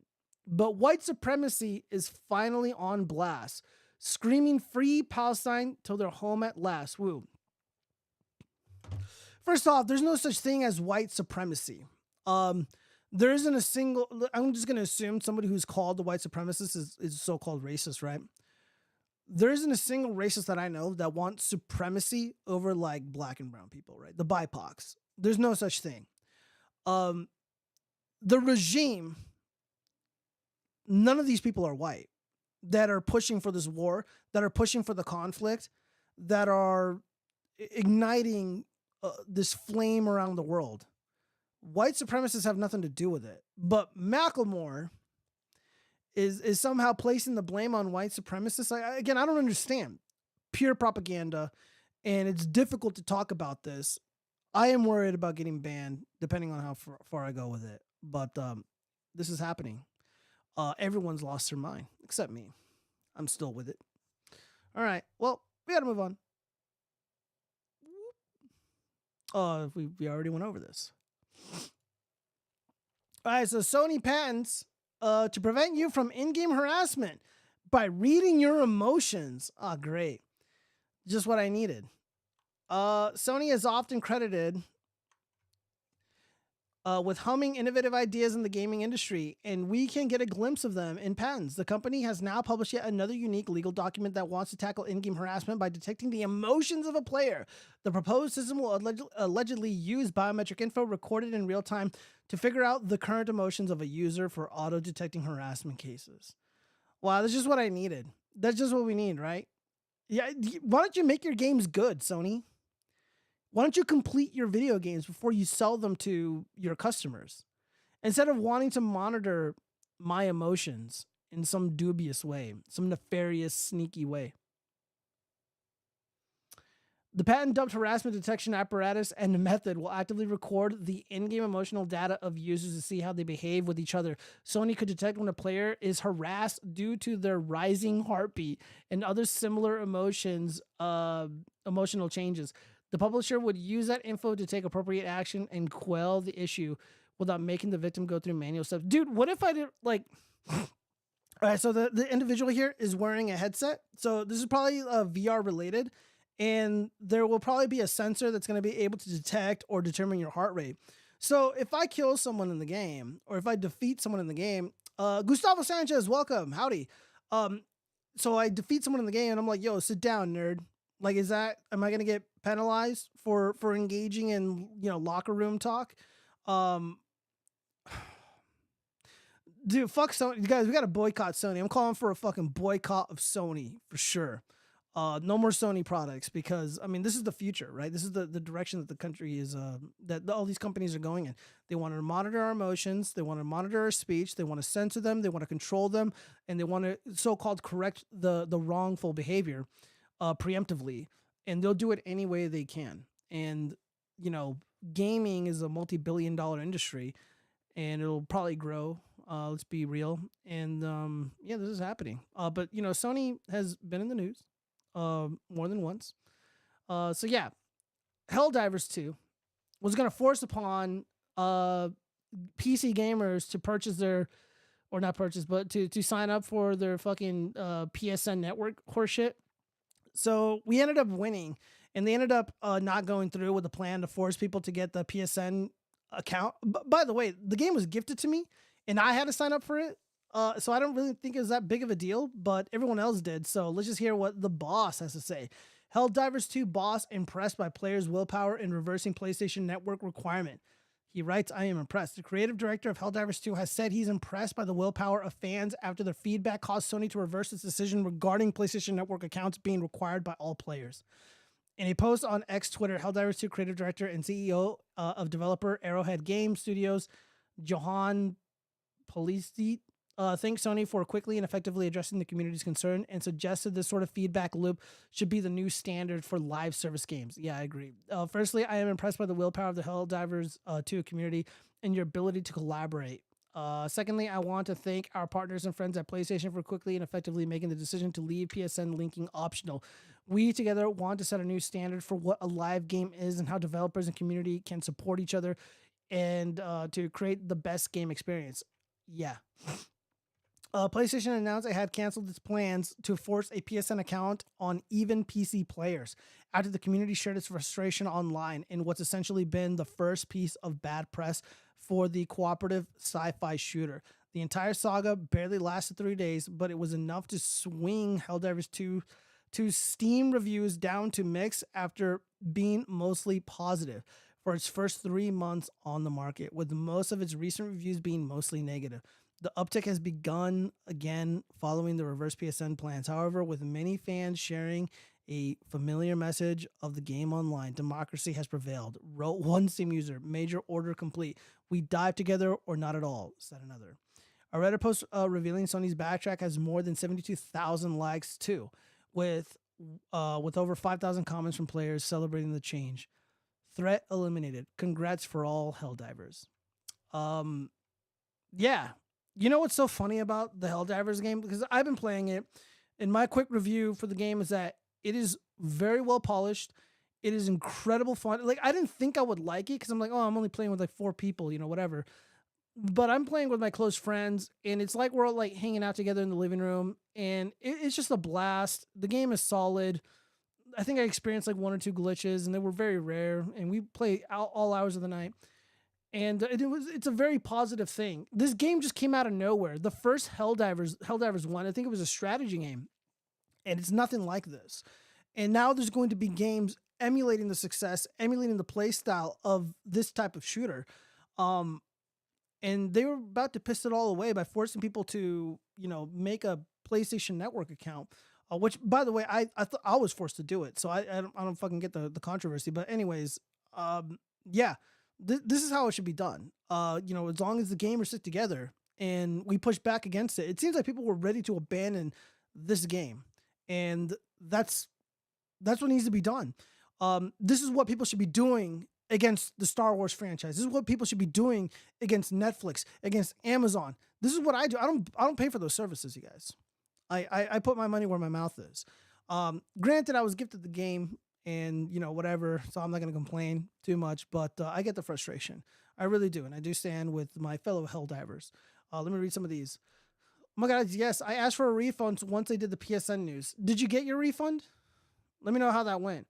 Boycott Sony even after they tried to reverse their Helldivers 2 gameplay bullshit. Yeah, I mean, how likely is it that Sony's going to release a game that's as good as Helldivers 2? I doubt it. I mean, the trend these days is pump out as much garbage as you can, get as much pre-orders as you can, fuck people out of a refund once you do a bait and switch. Once people realize the game is not complete, the game is full of bugs, the game is not going to be supported in the future. Just like, what's the fucking point? Like, video gaming sucks, guys. Like it's so rare to find a game that's good.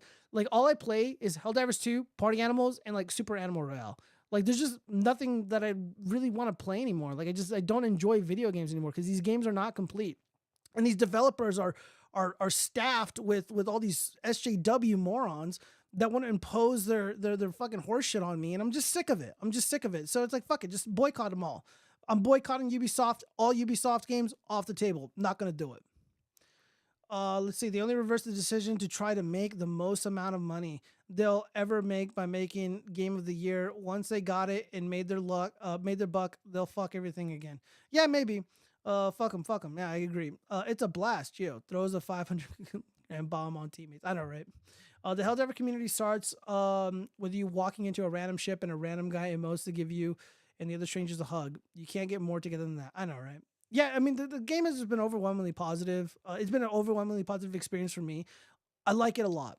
And again, like, if I was running Sony, it's like, look, these games don't get released until they're complete. And we're never going to, whatever works, like, we stick with what works. And if we want to experiment or try something new, we'll ask the gamers what they want. Like, dude, that's the whole point of a video game, right? It's like, dude, we're going to give the gamers the experience that they want, the gameplay that they want, the features that they want, instead of like forcing all this other horseshit and trying to monitor our emotions and force us to open up these fucking stupid accounts. By the way, didn't Sony have an issue where the shit was compromised and people's personal information was stolen? Yeah, fuck that, dude. No, none of this. By the way, I think they're still honoring refunds. If you want to get your refund, knock yourself out. Who cares? Fuck Sony. But yeah, apply these strategies to everything else in life. Star Wars, Disney, Netflix, Amazon, etc., etc., etc. The goy slop. Don't consume the goy slop. Don't consume the Zion vision. Don't consume the product. Save your money. Focus on the family. Focus on yourself.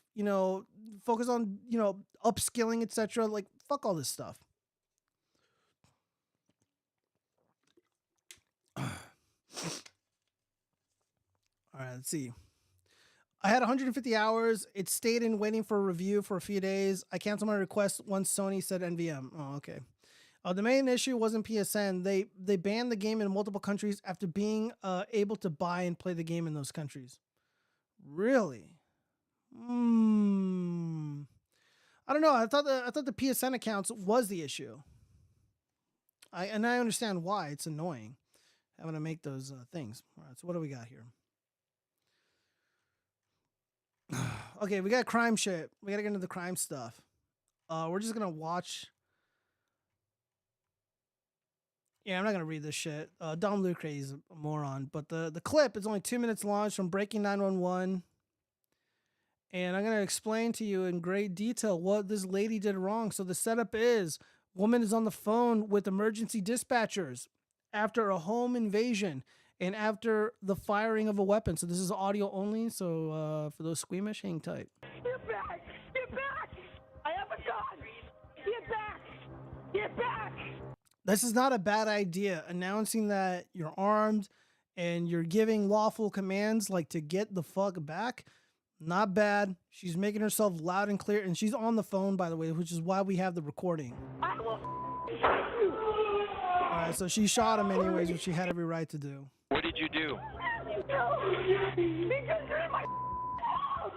Yeah, so the shooter asked, why did you shoot me? Because you're in my house. Yeah, it's the only reason you need. I knew I was the only thing between me and my granddaughter. Tenon then tells the suspect she'll help him. I will get you water, but if you hurt me, I'm going to shoot you again. And I held pressure on his wound, This woman. Look, she's doing the Christian thing. She's doing the godly thing. I get that. But no, the what you should have done was say, hey, I'm not getting near you. EMS is coming. Just don't fucking move. Put pressure on it. You don't move, I won't move. You don't go near the culprit. That was a huge mistake. This is a dumb woman moment. Who did everything. By the way, I'm probably going to get the stream taken down for saying dumb woman in the same sentence because of Facebook. Dude, you're not allowed to say modern lazy woman. You're literally not allowed to say that on Facebook. Try it, guys. Try it. The fucking Facebook will take down the post. She could to protect her granddaughter, turns her attention now to the man who just moments before threatened her. God, I'm so sorry. I'm so sorry. Yeah, so she obviously didn't want to do it. This is one, you shouldn't say you're sorry. You did everything right. Come on, lady. And begs the dispatcher for help.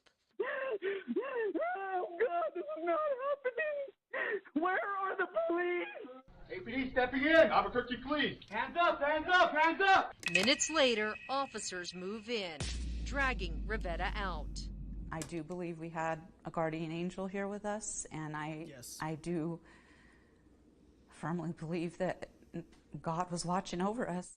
Rivetta is now facing a long list of charges on top of his lengthy rap sheet. This guy's a career criminal. And he loves her. She reminds him of his mama. Yeah, I gave my mom, where are the police? Where are the, I know, right?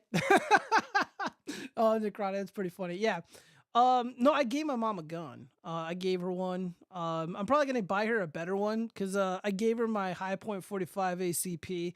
But that's kind of like a difficult gun to use, sort of. Like, I mean, it's simple to use, but there's better options for a woman, in my opinion.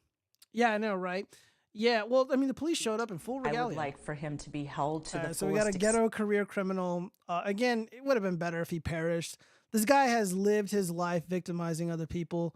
Lady, after shooting, take the kids, barricade yourself in the room, lock the door, and wait for EMS and police to show up and let them deal with this thug. Give him water. Don't give him anything. Dude, this compassion just fucking pisses me off. She did so many things wrong. I absolutely do not want the DA's office giving him a plea deal. He belongs in jail. Okay, well, at least she didn't cuck out. She's like, yeah, give him the full, the full length of the sentence that he deserves. No plea bargains, no deals. Just, give him everything. Granddaughter is struggling from that night. Megan is her mother. She's scared of the dark and not like normal 4-year-olds. She won't walk down hallways that are dark by herself. Yo, Chronic, just give me a time. I'm down whenever, man. I'd love to. I've been on your show a couple times, and yeah, you guys are always a blast, dude. Fucking love Manic, love Chaz. Your shit's always hilarious, man. Yeah, just let me know, man. We've messaged each other on Discord, so just hit me up, or just DM me on Twitter. I think my DMs are open. All right, well, let's finish watching these women cry. I'm gonna speed it up because I don't want to hear their shit. When a 4-year-old is asking you if the doors are locked at night and if the alarm is set, I'm just so proud of Anissa. It couldn't have played out better given the circumstances. Yeah, I mean, all things considered, it could have been worse. And I think it's really important to impress upon children, like taking safety measures, especially in Biden's America, where criminals are worshipped by the most disgusting and fattest people imaginable. I don't know how these people vote. Again, I'm not going to beat up on the victims. What the mom did wrong, or the grandma did that's wrong, was approaching the criminal and providing aid. Do not do that. I know she wants to. She did the godly thing, but no, it's not worth it. Take the kids, barricade yourself, wait for the men to show up. Let them deal with it. And it could have been a lot worse. Don't endanger the babies. That when you're faced with a decision of protecting your family, you do what you have to do. Rivetta was back in court today where a judge finally ordered him to remain behind bars. Oh, I thought the judge finally, once again, sucked his dick and gave him a bunch of money and sent him off into the world to victimize more white women. Rivetta had a warrant out for his arrest after police say in July he was found passed out in a stolen car. But even with 5 previous felony convictions. Reminds me of Ragshard Brooks, another guy who was passed out in the car and ended up wrestling a cop and shaking his gun and then getting shot. All right. A judge released him days later. Then he failed to appear in court. He was arrested again in September and released again. He didn't appear in court in October. Yet, when he was arrested, he was released again. I don't blame him. I mean, he's a thug, you know. That's what he does. It's like, yeah, I'm not gonna go to court. It's like, yeah, these judges are pussies. You know, the whole criminal justice system is full of morons. They are full of people who worship Rivetta. All right, what else do we got here? Oh yeah, just following up on this is a rare moment where I'm actually in support of the teacher because she's being abused by her own school district. Hulking autistic boy 17 filmed battering female teacher's aide for threatening to take away his Nintendo Switch, files a lawsuit claiming the school staff triggered him. All right, so we got a big, tall, magic American boy, 17 years old, built like a football player, and he just fucked this woman up. So she survived, fortunately. And this guy, he's like, "She, me, get your hands off my Marios and she." And he does have a mental illness. He is a special needs child. And now it's the school's fault. So everyone's pointing fingers at each other in this horrific incident. This is the latest news. This was published, April 27th, end of April. An autistic Florida teen who knocked a school staffer unconscious for threatening to take away his Nintendo Switch has filed a lawsuit against the district, accusing them of failing to meet his needs. Aw, what about my needs, man? I got needs and she. Brendan Deppa, 18, was just 17 when he was caught on video pummeling a teacher's aide. Yeah, dude, he could have easily killed her. I'm not even joking, guys. It's a miracle that she is not dead. Joan Natick, at Matanzas High School, after she requested another teacher take away his gaming console. Deppa was arrested and charged as an adult with aggravated battery on a school employee, a first-degree felony carrying a potential sentence of 30 years behind bars. And the teacher, or the teacher's aide, whatever she is, she's not cucking out. She's like, I want him to have the full sentence. This guy is a threat to society. I don't believe there's really much that can be done about this boy. He's got to go away. However, I'm conflicted because I've been suspended from high school because I don't know did I tell the story? Long story short, it was passing period. I'm going into my business class in high school. It was an elective class. And I had my little Nokia bullshit out and I'm like, yo, texting, bitches or something. And I'm putting it in my pocket. As I'm walking in, class hasn't even started. People are walking in, they're piling into the classroom. Teacher comes up to me, he's like, give me your phone. I'm like, no, it's passing period. I just sat down. She's like, give me your phone right now, Giovanni. I'm like, I'm not giving you my phone. I didn't do anything. I didn't do nothing. And she's like, give me the phone or you're going to the dean's. I'm like, I don't care. I'll just go right now. So I get up and leave. And then she fucking sends, one of the little fucking student aid bullshitters. And he gives the deans some document. So I'm sitting there, with my arms crossed, kind of like how Peter Griffin was like wearing the sombrero. And then like Lois is like, well, Peter, just take off the hat. He's like, I can take it off. I don't want to. So I'm surrounded by all these fucking deans and like some athlete coordinator bitch. And they're like, give up the phone, Giovanni. And I'm like, no, I'm not giving you my fucking phone. And then like one of the directors like, suspend him. I'm like, for fucking what? I didn't even do anything. And they didn't give a shit. So I get where the boy's anger comes from, but I didn't fucking swing at anybody. I don't even know why you're bringing a Nintendo Switch to school. That's just, whatever, man. Let me see. What are you guys saying? Okay, shout out to the AC for the $2 super chat. Don't forget to donate, Griga. Yeah, dude, guys, hit that like button. All right. Actually, posting links is a real mod. Hey, let's see. Oh, Rookie posted. What's that Twitter account? Oh, dude, AC, thank you for that. Thank you for that. I barely missed that. I'm just scrolling up, making sure I don't miss any of these messages here. Of course he's retarded. Just look, Jesus, Kusavo. Disavow. White women attacked a poor gamer. Free the gamer. Free the Switch. Look, I'm like against Nintendo Switch because I see Nintendo Switch as like a vessel for cuckery.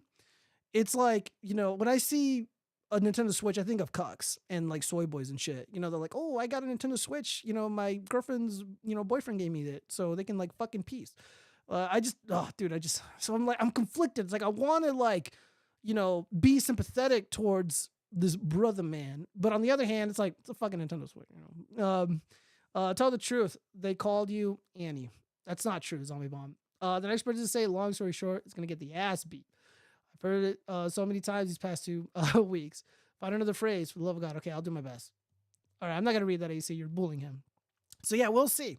So now, with this lawsuit in play, we might see the charges dropped dramatically, or maybe dropped outright because, like, oh, well, he's autistic.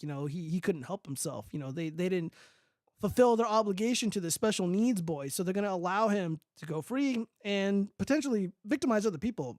It's not what we want, but okay. All right, there's not that many more crime stories. Do you really want to talk about this? Dr. Dharmesh Patel, who drove Tesla off the cliff with family inside, experienced psychotic break, psychologist says. I'm going to say this. My theory is that the wife was cheating on him. That's why he had a psychotic break. Let's get into the details really quick. So the wife potentially at 304. Let's take a good look at her. Oh, dude, look. Her image is concealed. Ooh, I wonder why they're doing that. Let's see. The suicidal California doctor accused of driving his Tesla with his family inside off a cliff allegedly suffered from major depressive order and experienced a psychotic break during the 2023 crash. Dharmesh Patel, 43, was experiencing hallucinations, hearing footsteps, and believed his children had been sex trafficked. Two doctors testified at a hearing on Wednesday in Redwood City. I believe this is in California. So the Pasadena radiologist's delusions were provoked by the nation's fentanyl crisis, the war in Ukraine, and feared his children could be kidnapped and molested, which appeared to have been connected to Patel's worries about accused sex trafficker Jeffrey Epstein. Psychologist Mark Patterson said, according to the Orange County Registrar. Yeah, this sounds like bullshit to me. I don't believe any of this. Let me see. Let's get into this, like the actual incident. Oh man, the car's all fucked up. Patel's charges would be dropped if he doesn't commit any crimes during the proposed treatment plan. Oh, wait, hold on. All right, so he's asking for leniency. So if a judge grants the doctor's request, Patel would be placed on a 2-year treatment plan instead of receiving jail time. Patel's charges would be dropped if he doesn't commit any crimes during the proposed treatment plan. If Patel is placed in the mental diversion program, James Armatrout, a Stanford psychiatric clinician, will oversee the treatment. Patel's potential treatment includes extensive outpatient care involving group and individual therapy sessions, as well as meetings with himself and a psychotherapist. Okay. Yeah, so Patel was charged with 3 counts of attempted murder for the January 2, 2023 crash where he drove the family's car off a 250-foot cliff off Devil's Slide on Highway 1 and landed on the shore of the Pacific Ocean. Patterson said, "It was clear to me he has a good capacity to respond to treatment." Patterson's diagnosis of Patel came after a series of 18 tests were conducted, and he spoke with the doctor and the siblings. Patel was charged with 3 counts, blah, blah, blah. Patel, his wife, Neha, and their children, a 7-year-old and a 4-year-old boy at the time, miraculously survived. Oh, yeah, so that's good. But they're getting in with attempted murder. Oh, look, they forgot to censor her face here. All right, so she's kind of pretty. Not really my type, but yeah, dude. All right, so she's like cheating on him. This is my theory. She's cheating on him. He found out, and he's like, you're not going to leave me. I'm going to end you all. So he drives off the cliff. They somehow survived. I mean, I don't know how they survived. Teslas are built like shit. So, and it didn't explode either because of the battery. You'd think one of these rocks would puncture the battery, but they survived somehow. And she's not admitting the truth over the psychotic episode because she doesn't want to be exposed as a 304, as a streetwalker. If they haven't gone through his phone, or her phone records, or her internet history, that would solve all this. The detectives, and I don't know, I guess it's California, so they defunded the police, so they don't probably have anybody doing the investigation, but that's what I think. I feel like she's cheating on him, which would explain him wanting to destroy his family. It's very rare that you get to see a doctor chimp out like this and like attempt to kill his entire family, including himself. Yeah, the man is in agonizing pain. He was likely betrayed by the woman.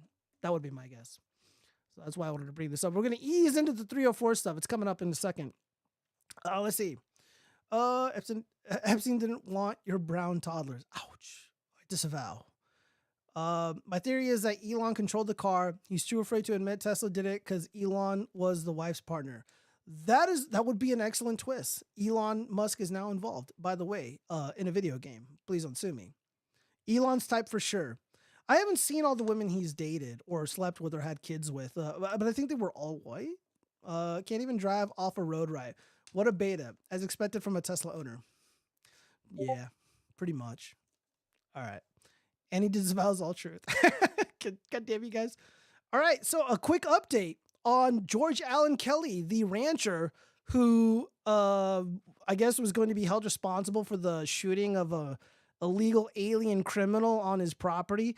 Well, the Arizona rancher, George Allen Kelly, will not be retried after deadlocked jury, prosecutors announced. Well, the jury wasn't that deadlocked. Everybody was in unanimous agreement that the charges were bullshit. George Allen Kelly did nothing wrong. There was one activist on the jury. I actually have it here before we move on to the next one. We're going to do finance stuff before we do the 304 shit. Let me see. Where's it at? I just have to show this clip because it's so fucking unbelievable. So unbelievable. Yeah, look at this. Yeah, so she gives it up. This lady here, she's one of the jurors, I believe. There was one holdout for guilt. The rest were not guilty. So look at that. There was one holdout for guilt. The rest were not guilty. So 7 not guilty, 1 guilty. Fucking A, man. George Allen Kelly's co-counsel, Kathy Lothorpe, walks out of court after judge declares mistrial. She says it was 7-1 for a not guilty verdict. One juror thought he was guilty of second-degree murder or lesser charges to include negligent homicide and manslaughter. Unbelievable. Well, he's not going to be retried, so this is fantastic news. There's really nothing else to update on that matter. I just wanted to bring some positivity to the stream. All right, let me read some of this. Can't even. Annie disavows all truth. Okay, I already read that. I do not disavow all truth. I'm just trying not to get banned. All right, so we got to get into finance news. Let's see. Let me. Oh, hold on. Let me refresh this really quick. Sir, quick question for you, man. Yeah, how you doing? Is this your house? Depends who's asking. I go all over the country just asking people a few questions on their advice to the younger generation. Wanted to know if we could ask you a few questions for the channel. Nah, sure, I wouldn't mind it. Is that cool? Yeah, nah, that's cool. Come on in. What do you do for a living to be able to afford this place out in Atlanta, Georgia? I'm a serial entrepreneur. How many businesses do you own right now? Right now, I got 6 different businesses. What was the most amount of money that you've ever made in a single year? 15 million. And have you ever been broke before? 1,000%. 24, I was homeless and broke. Are you a buyer or a seller? I'm a seller. Why is that? Listen, my mentors told me early on, more people got rich during the gold rush selling shovels than looking for gold. What do you think is more important, mindset or skill set? The mindset. Because with a bad mindset, you'll say, oh man, people are great at sales, I'm a sell. Yeah, but you're an introvert. Your mindset will allow you to not make bad decisions thinking that, oh yeah, if I just go learn how to work on cars, I could be a millionaire. And it's like, yo, bro, you got one arm. For somebody broke right now, what is an actionable step that they can take to get really serious about becoming financially free like yourself? It'll never come from money. You don't have a financial issue. It's a personal issue. You have traumas or things like that, because for you to get into a situation where you have no money, you're making bad decisions, you're making bad choices on a daily basis. You have bad habits that you need to correct. From that point, I start to realize, okay, what are the next steps that I need to take? You know, if you flat broke on rock bottom, I will pick up and learn how to sell, right? Once I get to a complacent point where I'm okay, because I don't want to be a toxic person, have negative traits on me, and then go try to sell and develop on top of it. You can't put sugar on shit. You know, something really interesting about that. When I way back in the day, back in 2010, when I was working on a very big campaign, and we did well and we won, and it was the midterm, so it was fucking huge. And I got really wonderful letters of recommendation.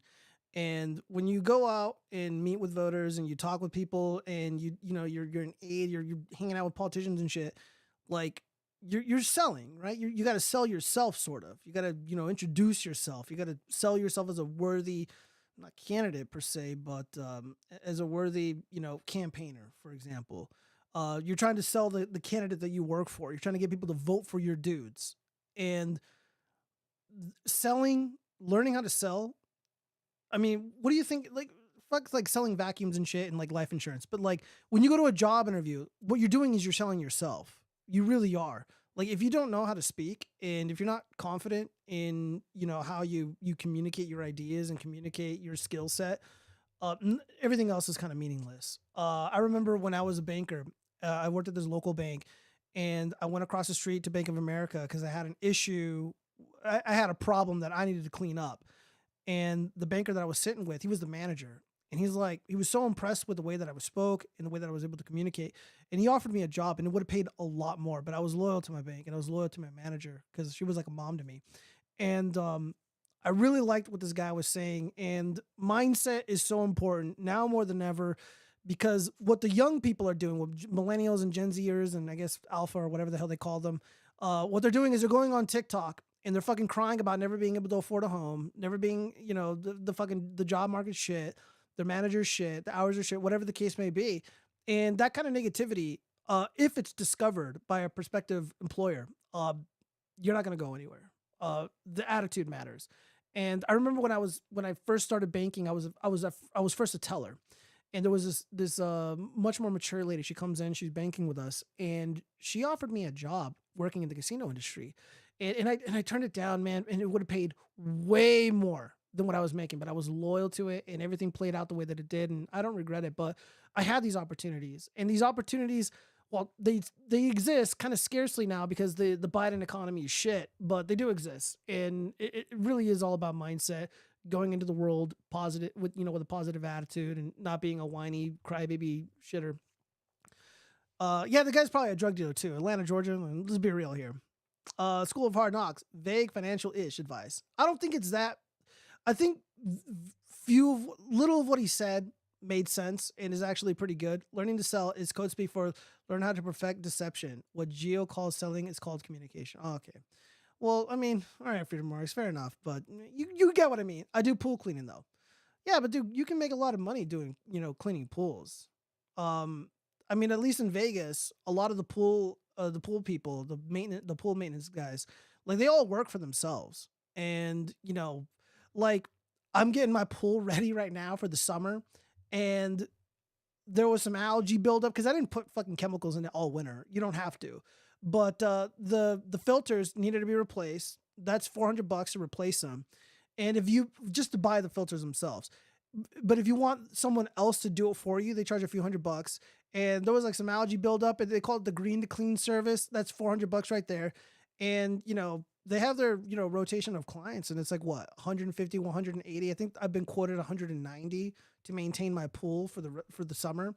It's good money if you know what you're doing. And again, just hear me out. If you know how to communicate effectively, which you should be able to do because you're going into people's homes, like someone might be impressed with you and they'll take you under their wing and show you what's up.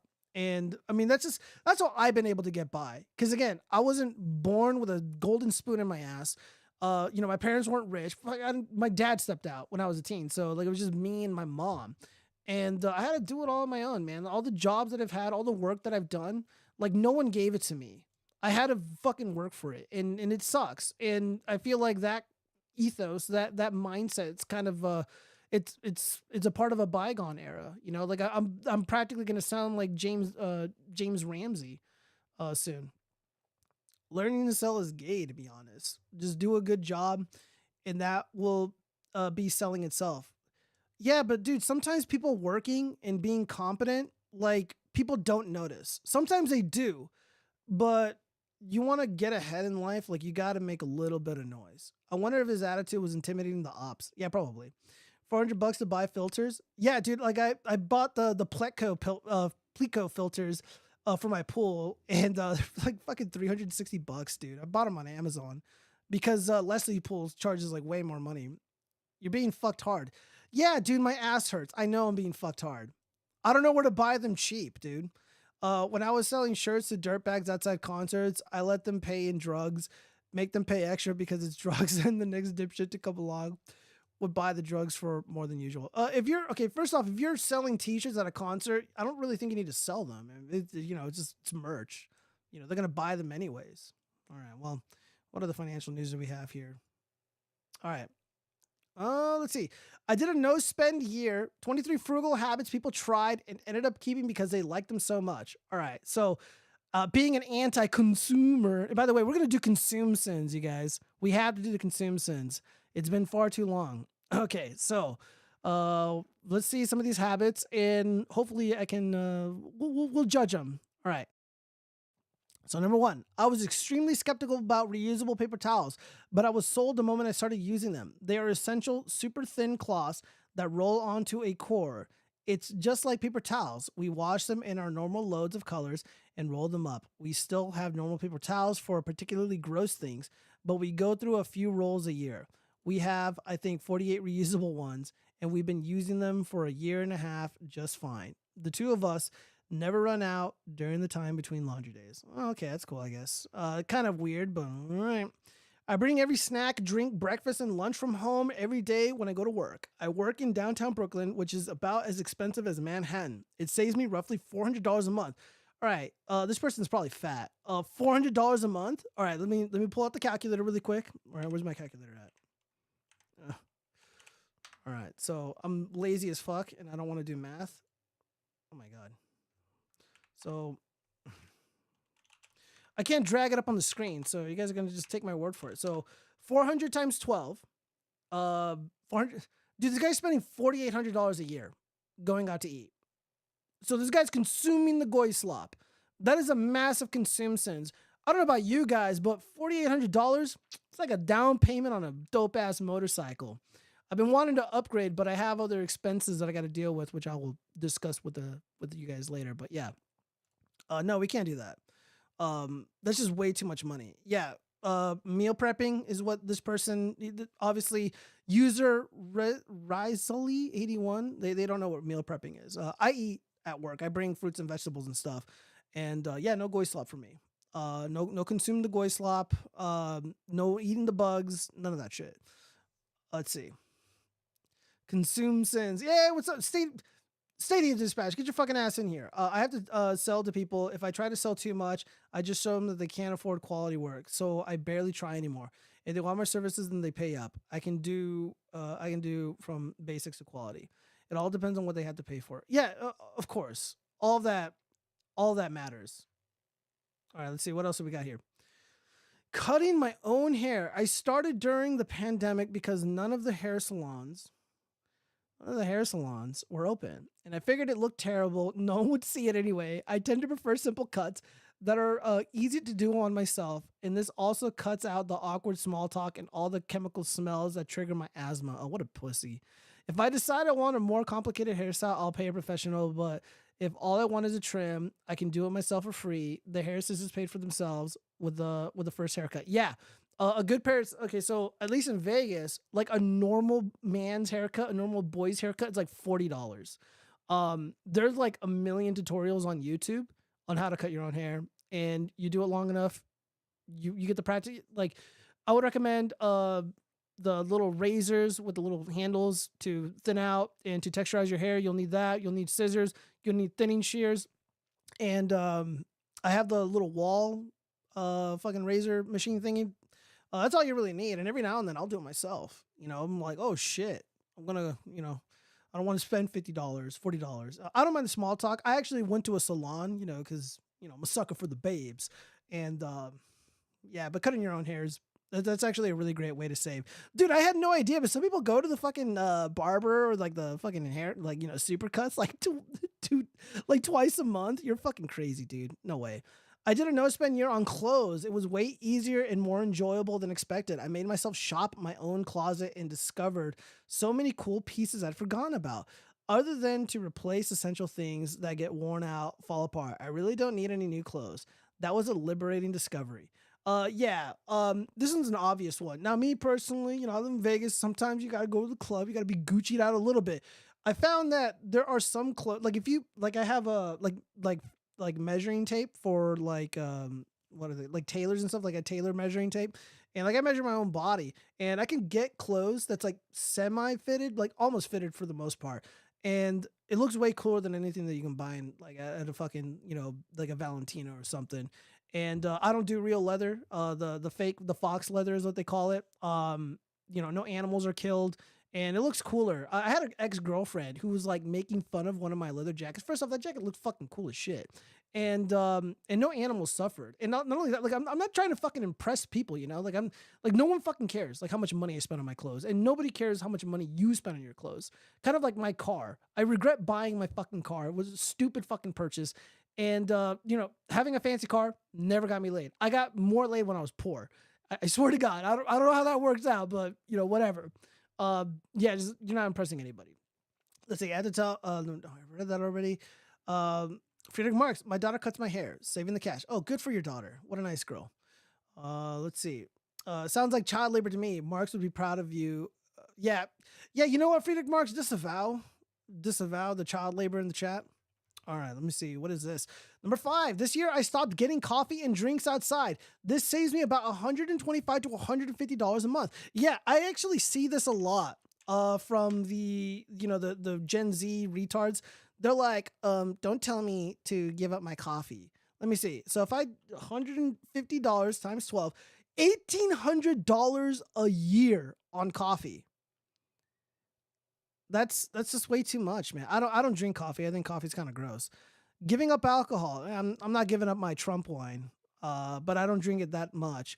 I quit last year after going through my budget at the end of 2022 and realizing the amount I spent going out.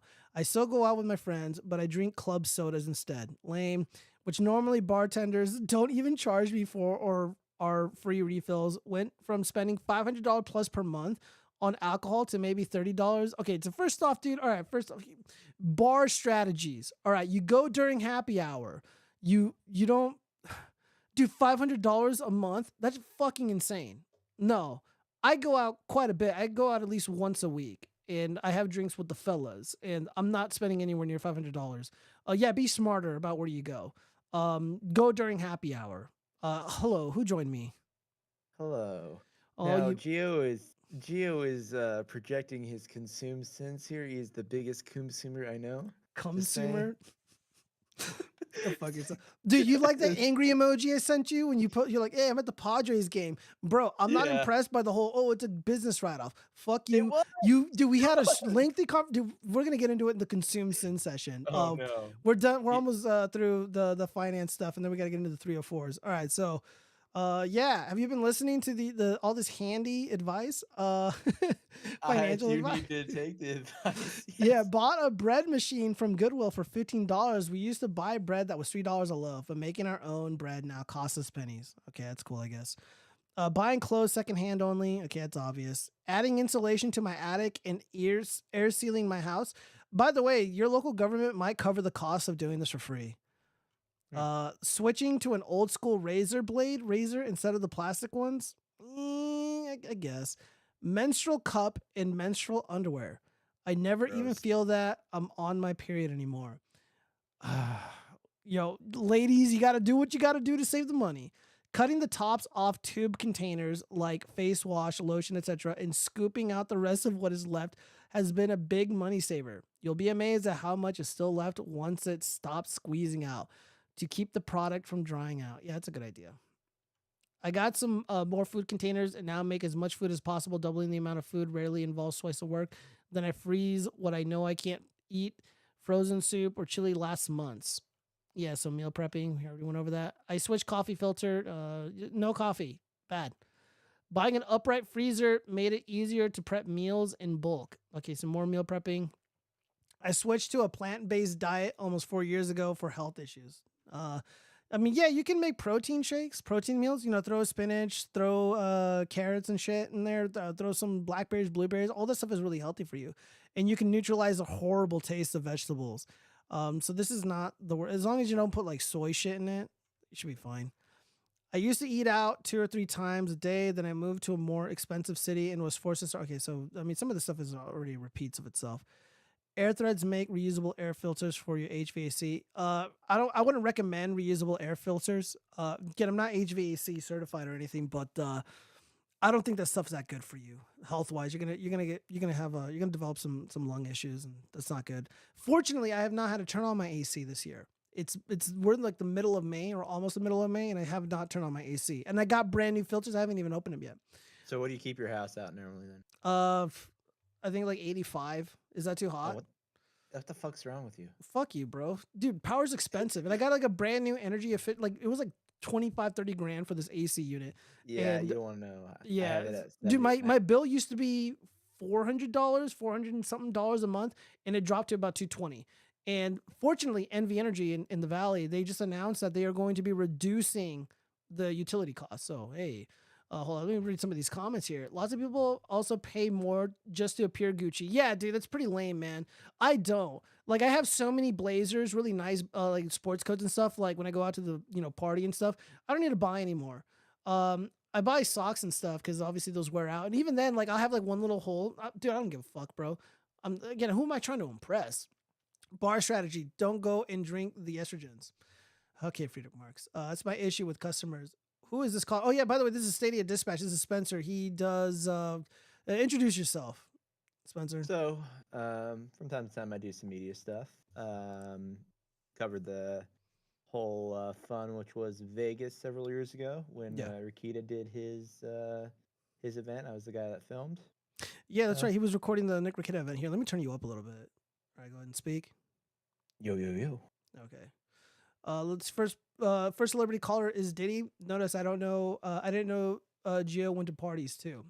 Yeah, man, I like to have fun. AC Annie hasn't turned you on all year. This is where I met coffee this guy. bad. Same Surprisingly Gio. enough. Booze is good. I never said booze is good. Caffeine has a positive effect, unlike booze. AC makes you fat. FY.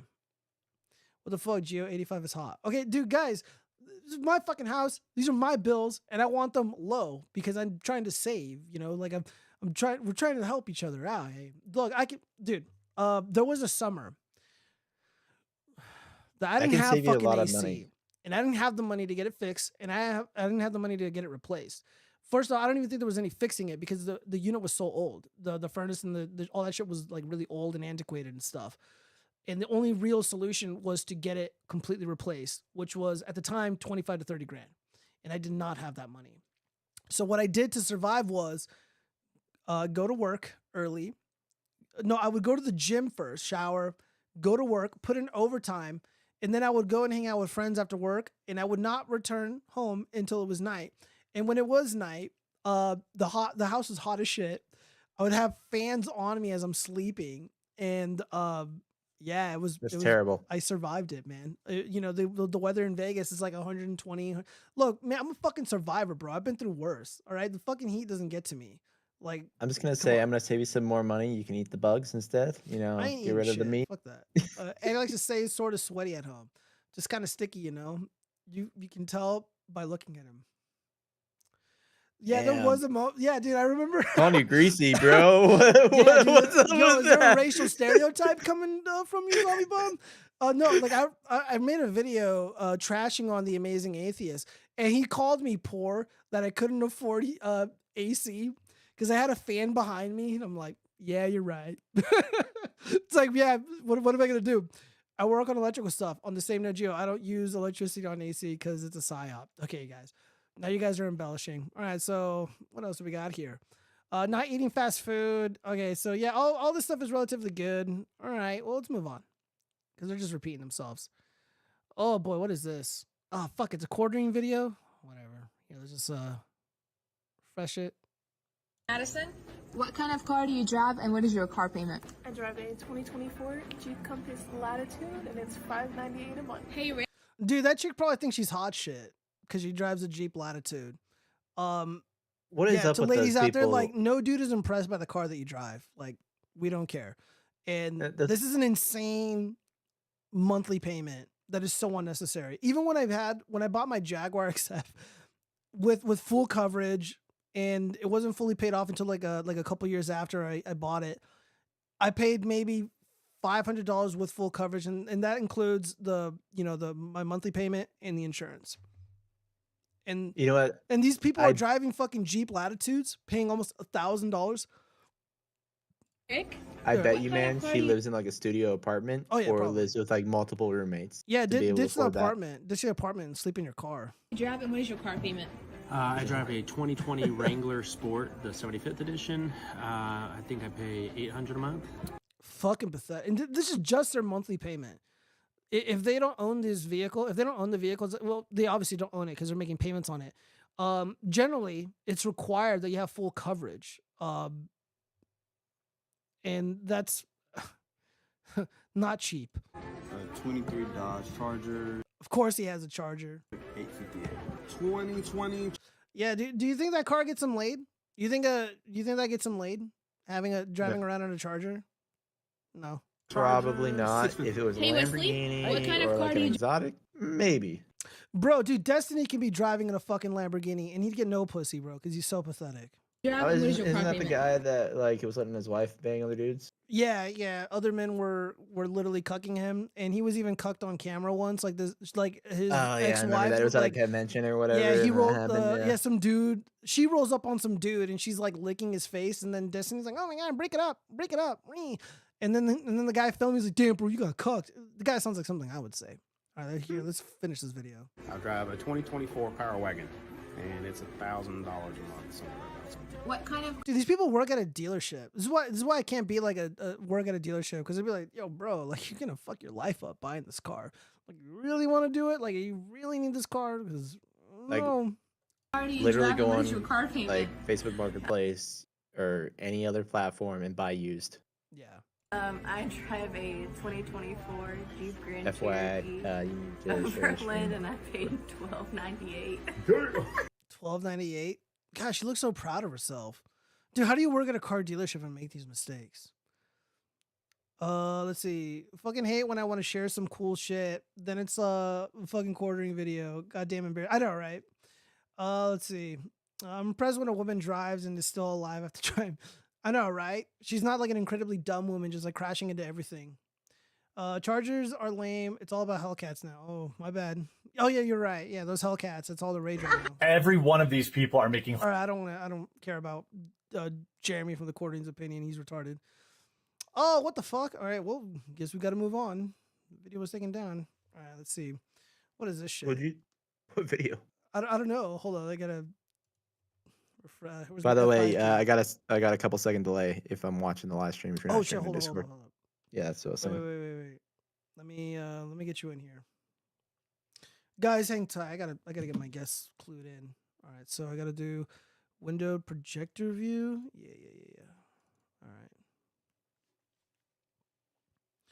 All right, now I gotta go to Discord. Share my screen. Yeah, so mute the stream or just close out of it because you're seeing the full thing. Yep. All right. Hopefully you don't hear like a feedback. No feedback. Okay, cool. All right. Well, let's play this video. I should have refreshed it, or let me refresh it one more time just to make sure. We don't allow recording in here. Like, literally, it's not allowed. Anyone ripping that girl apart saying the job market's not that bad? Earlier this year, I'm looking for a job, okay? I applied to over 300 jobs, didn't hear back from anyone, like anything and everything I was applying to because I'm desperate, right? Finally, I hear back from one job and it's perfect. It's like a social media position. Yeah, if you're applying for a job and you fill out 300 applications and nobody calls you back, you're probably the problem. For a baseball organization, and I love baseball and I do social media, so I'm like, this is perfect. So I go to an interview, rock it, I'm like, this job is mine. He says I want to do a second interview, so I go to my second interview. At this point I ask about the salary because he said it's a full-time job with a salary, and he's like, yes, I want to do one more interview with you. I'll get you the numbers at that interview. So I said okay. So I go to the third interview and he says it's between you and one other candidate, but I'm going to go through with both of you. After that, I'll call you and let you know if the job is yours. So I said okay. I get a call from him saying the job is yours if you want it. And I said, I still need to know the numbers. I need to know if I can afford to live. And he says, yep, I'll shoot you the proposal. So he texts me the proposal and it offers me $500 a month. $500 a month. He says the schedule is super flexible. So if you need to work another job, we can work around that. I said, that's not what full-time means. And frankly, you just wasted so much of my time that obviously I have to decline this offer. So I move on. The next weekend, I post on my TikTok story that I'm not doing anything that night. I don't have plans. And he texts me at 11 p.m. saying, hey. And I wait till the morning to respond. I'm like, did you mean to text me this? And he says, yeah, I saw you weren't doing anything, so I thought I'd ask if you wanted to grab a drink. So I said, that's fucking weird. You just fucked me over so bad. What the fuck? So I post about it on my spam account. Next thing I know, a girl messages me and she says, hey, was this guy's name blank? And I said, how the fuck? Anyone ripping that? Yeah. You know, a lot of these, communications graduating students, all these fucking dorks going into marketing and stuff. There's no real job for you. There's nothing really you can do. Getting into those positions that actually pay money, you got to start from the very bottom. And if you do go to school and you do land yourself a decent career, either you're exceptionally talented or you're related to somebody. It just doesn't happen. $500 a month is fucking insane. I make that in like a day, depending on the work orders that I do when I'm out doing my electrician shit. And it kind of reminds me one time, it was actually a government job and I did take it. They advertised one thing on the website and then it was like $1 less when the interview concluded. And I'm like, fuck it. And it ended up being overwhelmingly positive for me. And of course I moved up and whatnot. And I don't regret it, but that's like the closest I've gone to being in a situation like this. And we're going to see a lot more of this. If you're struggling in the job market right now, and the good jobs are gone for the most part, they've disappeared. The regime, they can lie all they want about all these good jobs, all these amazing jobs and record unemployment. It's all bullshit. All the good jobs are gone. And the desperation to be in a position where you're like a social media marketing manager for a baseball team or whatever, they're going to pull shit like this. It's like, oh yeah, it's, you got the title, but you get paid, like you're scum, like you're an illegal alien. Fucking illegal aliens make more money than this chick if she would have taken the job. So, I don't know. And it kind of reminds me of this chick right here. I actually have it bookmarked. Hi, the cheese. Oh, the cheese is here. Disavow my nuts. Oh man. I wanted to go in guns blazing about Star Wars, like sucking dick and stuff, and just making fun of the May the 4th be with you cringe, or May the Force holiday be with you. But did you celebrate Star Wars on the 5th? No, Spencer? no. But did you see fucking what's his face? Mark Hamill. Mark Hamill. He was like a giant cuck. Yeah, we'll watch those videos giant in a coke the second. button. Yeah, hold up. But I wanted to share this video. It's kind of related. Where's that fucking bitch? Oh, here she is. All right, first off, we're going to speed this up because this woman is stupid and she's talking way too slow. Come on here and talk about something that... She's actually talking like a normal person when I put it at 1.5. All right, so let me just set up this situation for the audio-only listeners. This woman appears to have demonic tattoos literally on her chest and on her throat. Her left arm is completely blacked out. She has a tattoo on her fucking forehead, on her cheeks. She has hideous piercings all throughout the face.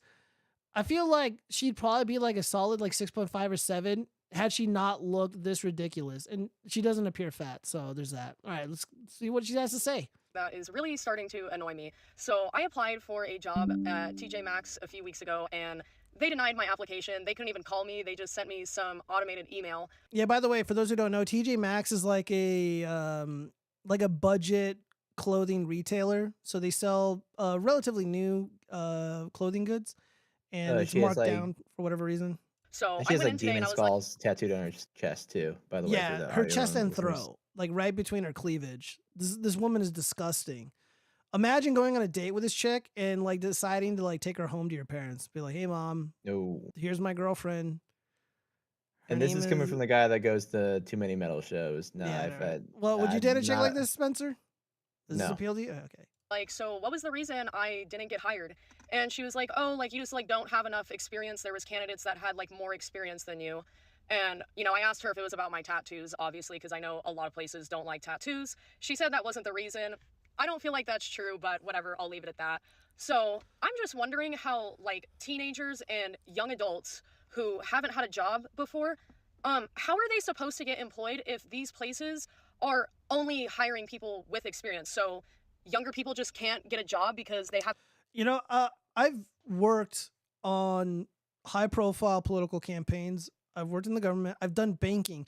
And before I stepped into any of those job positions, jumped into any of these careers, I had zero experience.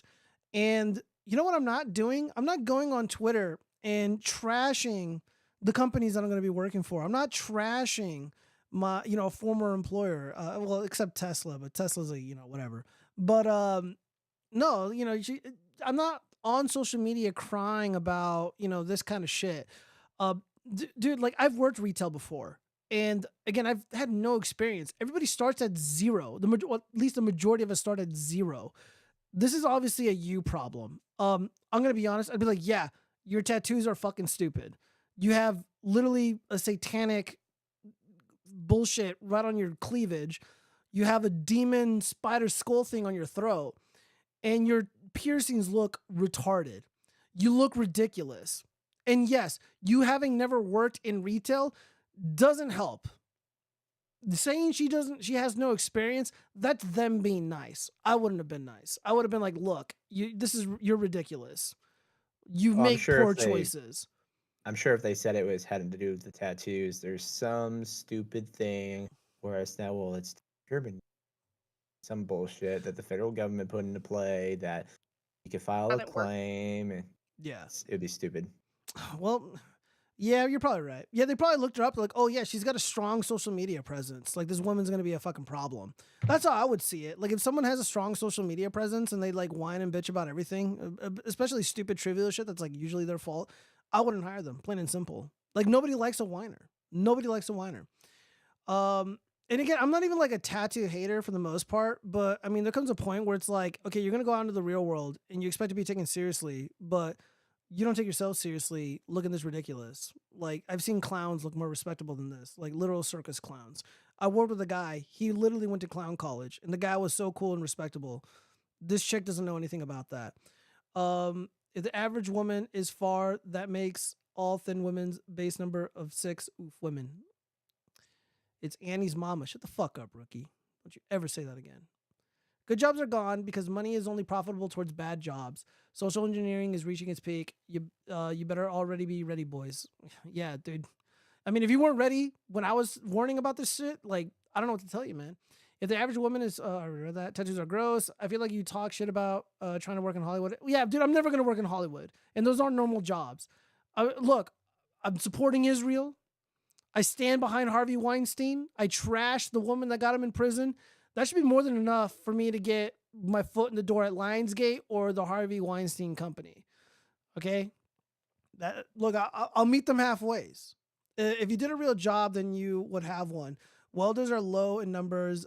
Fake jobs don't exist in current year, ladies. I know, right? It's not a fake job. Someone's got to be at those stores. You talk shit about working in politics, too. I talk shit about the Democrats. And I talk shit about Republicans who they don't want to hire me because they like losing. Give her sandpaper and make her wash the tattoos off. Disavow. The cute girl on the bottom right is better looking. Thank you for that, cheese. Face green smiling. Disavow, LOL. It's the new mom Annie bought last month. Pixie, I love Israel. All right, so let me see. Is she going to say anything interesting? Worked enough. So like they'll deny a 16-year-old a job because they don't have enough work experience. Like, it just doesn't make any sense to me. Yeah, because you don't have a job and you don't work. I do okay with money as is, so I didn't like need the job, but I would have liked it to have made some extra money so I could pay off my debt quicker. I want you guys to talk about in the comments what it's been like for you finding a job recently, like if it's been easy or if it's been difficult, and I want to know like what kind of experience you guys have because I want to see if I'm the only person that's like experiencing this right now or not. And, you know, I hate that. No, her problem is lack of upskilling. I'm done watching that video. Yeah, the problem is lack of upskilling. You got to have multiple skills, and you can't be an obnoxious person like this woman. And not even just like sound obnoxious, being obnoxious, but like she looks obnoxious.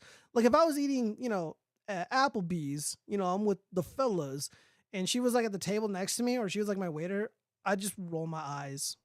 Like it would just, I don't know what else to say. What is the disavow count up to? For no reason, I have no idea. I've lost count. All right, well, let's move on. All right. So once again, the illegitimate regime is, you know, running cover for, or at least, no. Let me rephrase that. The fake news industry is running interference and cover for the illegitimate regime. Retailers jacked up prices and squeezed consumers. They might have just blinked. Or they might have just blinked, yeah. Retailers are feeling jittery. Consumers aren't shopping like they used to. In a game of chicken between stores and shoppers, it's the stores that appear to be yielding first by dropping prices on thousands of products. The markdowns come as inflation has pushed prices higher for the past 2 years, squeezing Americans and forcing them to choose between wants and needs. That's a problem not just for individual shoppers or even big retail chains, but for the whole American economy, of which about 2/3 comes from consumer spending. Yeah, I like to think that I have a role to play in the prices dropping because of my anti-consume sentiment, and but the premise here is fundamentally incorrect. They're not, dude. The Democrats, these fucking libtard morons, they're trying to promote this false ethos that these evil greedy corporations, evil Walmart, evil Costco, etc., they're jacking up prices to fuck with people. It's not true. They have to jack up the prices because the cost of gas has gone up astronomically, especially especially because of all these conflicts in the Middle East. What else? Inflation in general. Again, they just passed the Ukrainian funding bill. They're sending all this money and weapons to Israel. All this stuff costs billions of dollars that the government doesn't have. So they have to inflate the currency. They have to raise. Everything has to be inflated to pay for it. Otherwise, it won't get even partially paid for. Again, what they're trying to do is pass blame onto these companies. Now, again, I don't like the idea of defending Target and Walmart and Costco and whatever, because these companies do not like me. They want to destroy me. They want to replace me, etc. But I'm not gonna lie either. I don't know. What do you think? Who do you think is responsible for all these jacked up prices, Spencer? The swamp. Yeah, I mean, the swamp. Yep. the plain and simple, the Republicans and the Democrats are a part of the Uni Party who have just decided, you know what? We have our representatives or our constituents. They're complaining about high prices, but what's another few $1 billion to go to a foreign war? I mean, it's not like it was under Trump, where at least, like this, if we're talking defense, right? Trump would be, oh, hey, you guys should pay us for the defense we're providing you. Otherwise, we're going to pull out troops. Whereas this president's just like, yeah, I want everyone. Like, and he goes this little whisper voice too. Yeah, And it's like, the chat is giving me an idea. The government seems to be doom spending, because I know people are kind of doom spending because, again, the money's worthless. But I think the government is doom spending. They're spending all this money, and who knows where the hell it's going. Like, nobody knows. This government isn't transparent at all. And I mean, when you are just printing money, I mean, it's got no backing. Absolutely. Well, you guys, we made it to the end. It is time to talk about women and the horrible things that they do. So the first story, teacher 26 charged with sexually abusing boy she met at church, long intended by Bill Clinton. A teacher has been arrested for allegedly sexually abusing a 15-year-old boy she met at an Arkansas church once frequented by former President Bill Clinton, bombarding the teen with nude photos, even after an earlier investigation, according to a report. Reagan Gray, 26, the girl's name is Reagan, it's a weird name, was nabbed earlier this month after it emerged she had allegedly been assaulting the boy since 2020 when she was working as a volunteer at the Emmanuel Baptist Church in Little Rock. Of the institution, of the institution of Clinton praised as being pivotal in preparing him for the White House. I wonder if this is where it started for him. The boy's parents discovered a slew of text messages on their son's phone at the time and reported Gray to a senior pastor at the church, according to court papers. Gray, who also worked as a teacher at Little Rock Christian Academy, was briefly removed from her volunteer position while undergoing counseling after allegedly telling church leaders the relationship wasn't physical. Then authorities got involved this February when it emerged that Gray had still been exchanging messages with the teen via Snapchat. I mean, she's sending pornography to the kid. Where's the FBI? Where are the federal charges? During interviews with federal agents, the boy allegedly said Gray had given him oral sex, but they didn't have intercourse so they could stay pure. Oh, well, isn't that very Christian of them? The alleged abuse, which occurred nearly a dozen times, took place in Gray's car or apartment, the victim alleged. In a subsequent interview with the FBI, a church leader admitted Gray had confessed last year during a counseling session that the relationship was sexual. It wasn't immediately clear if the church leader or the victim's parents alerted investigations to the alleged abuse. Okay, so why is it always in this setting? I mean, I get like freaking Bill Clinton going there, so I would check her flight logs to see if she's been to Epstein's Island. Nah, dude. I mean, I don't think this has. I think this is just like these fucking women that are teachers. It's like they're stuck in a state of infancy. Like men, they're growing up and they're staying young, right? They're not growing up, so they keep smoking the weed, they keep drinking, they keep playing Call of Duty, whatever, and they don't want to grow up. They don't want to get a good job. They don't want to, improve or upskill or anything like that. And women are also not doing it, but the results are very different because they are going out into the real world. But I feel like their mind is still stuck in this state of like infancy, sort of. They're remaining young mentally. and they feel like it's appropriate to engage in relationships with fucking 15-year-olds. They're not growing up either. And as a result, like at least the dudes have the sense to not fuck 15-year-olds. But I don't know. What do you think? She's kind of cute, I guess, here. Let me see. I mean, if she jumped on Tinder or like Hinge or any of those apps, I mean, I'm sure she'd get laid every night. Oh yeah, You know definitely. what I mean? But like the fact that she has to Well, I don't that know, with dude. She wouldn't someone fuck in her me. She wouldn't fuck me. She'd be like, I can't, Giovanni. I can't jump on your green schlong. I need to remain pure until we're married. I'm like, peace. You know, I don't know, dude. Well, there's more of this. All right, Lauren Southern is also, let's see. Oh, dude. Oh yeah, this is really interesting. This is about the AI shit. I'm gonna read this really quick, and I want to get your opinion on this because I think this is largely a cope. Because I know Sandman, he likes to talk a lot about this stuff, and I just think he's fundamentally wrong. All right, so how do I get this? All right, so let me see. Send me an example of men with relationship options in Japan who are choosing AI girlfriends over real ones. Sends me Chinese girls who don't want to date men anymore. I still need this mythical man with options choosing AI. She said, I literally did. Your comments are full of people posting articles of men choosing sex dolls or AI over IRL women. I mean, have you ever met a fucking weeb? That is such a weird fight. Like, you are 100% wrong and I don't get it. LOL. So she writes, wears a t-shirt with a print of his virtual girlfriend, Manaka, and holds a doll made to her resemblance. I set an example of men with options. Any woman or man who walked around with a t-shirt or doll of a fake relationship were obviously not dating material in the real world. That is true. Absurd behavior. The articles themselves usually show exactly what I'm arguing as well. These people are lonely, cannot get real relationships, and just want someone to say good morning to them when they wake up. This is not a choice. It's out of a deep loneliness they feel after being set up for failure in a culture that fosters porn addiction and mental illness. And that is 100% true. So the caption for this article here is just an image, and it looks like a skinny weeb wearing a t-shirt of an anime girl. Like, this is very unsexy.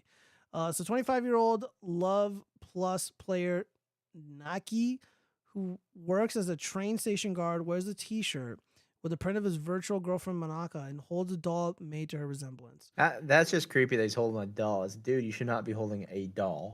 Yeah, I agree. I like, look, the quartering is wrong. One, just because he's the quartering and he's kind of. I was gonna say.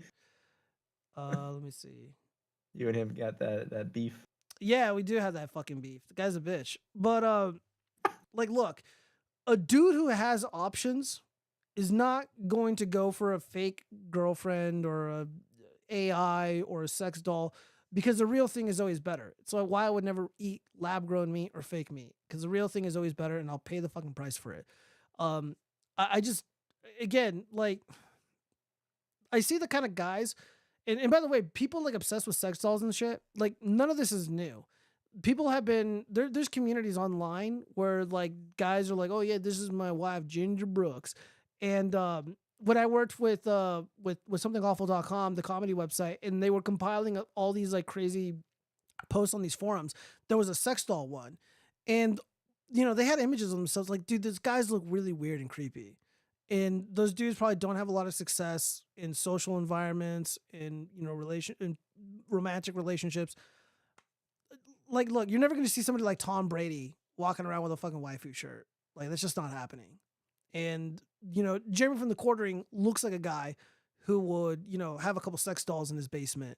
But, you know, guys like me, we don't need it. And none of this sounds like appealing to me. You know, you can try to sell it all you want. And it's like, oh, yeah, well, you'll have a girlfriend that won't yell at you. Yeah, but it's not real. You know, it's fake. And most of my girlfriends never yelled at me anyways. What do I have a feeling though, these people will end up on, like, I mean, obviously it's a TV show, but like Law and Order. Yeah. You know what I mean? It's just like those people that are like that, if they're actually around a real woman, and you know, it's just I don't know. I'd be creeped out, you know. Yeah, so that's your opinion of dudes who have like AI girlfriends or sex doll girlfriends? You think that weirds you out? It does weird me out, and I think Someone needs to pay for them to get laid, and then they'll actually maybe get some balls and get a girlfriend. No, dude, I don't think that's the right move. I don't think that's the right move at all. You think they're gonna just become a serial killer or something? No, Or I don't what? know. I don't know about that, but like paying them to get late or paying like a woman to like sleep with them and stuff. Like okay, like I on one hand, like I don't give a fuck what people think about me, but on the other hand, like I do control my reputation, and there are some things that I would rather people not believe about me or feel about me. Like I don't go to strip clubs, I don't go to restaurants like Hooters and shit because I think that's cringe. And the kind of guys that go there are kind of like weird and creepy and like they suck, right? I just don't want to be seen like that. And I generally like I don't really care too much for anime and I avoid it because of guys like this. There is a subculture within the anime community, I guess, if that's what you want to call it, that are into this kind of stuff. And I don't want to be associated with it in any meaningful way. It's just no, it's just wrong, man. Like I dude, guess like let here's the me thing, like let me even like rephrase it. strippers do not respect desperate, thirsty, lonely guys. Like 100%. I dated a stripper a long time ago. She worked at Little Darlings. And I hung around with her little hoochie stripper friends, and they were telling me all this crazy shit. Like there's one girl, she told me that there would be dudes offering to buy them cars, and these guys were rich, offering to buy them cars, and some of them did take cars and take really expensive gifts, but they would never commit.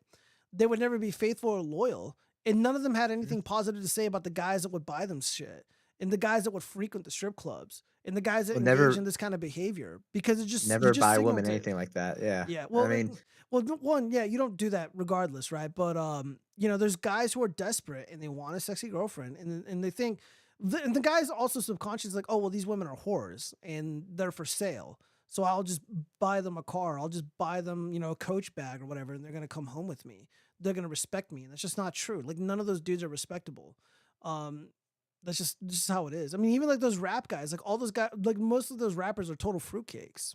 Mhm. And I guess let me rephrase though. Like instead, I'm not saying okay, not buy. If, like I'm not saying like go to the brothel. That was the point I was trying to make. If they had sex, whether it was like they did it through a brothel and they had their fun, or like legit they just got laid. You don't think it would change them from their anime girlfriend?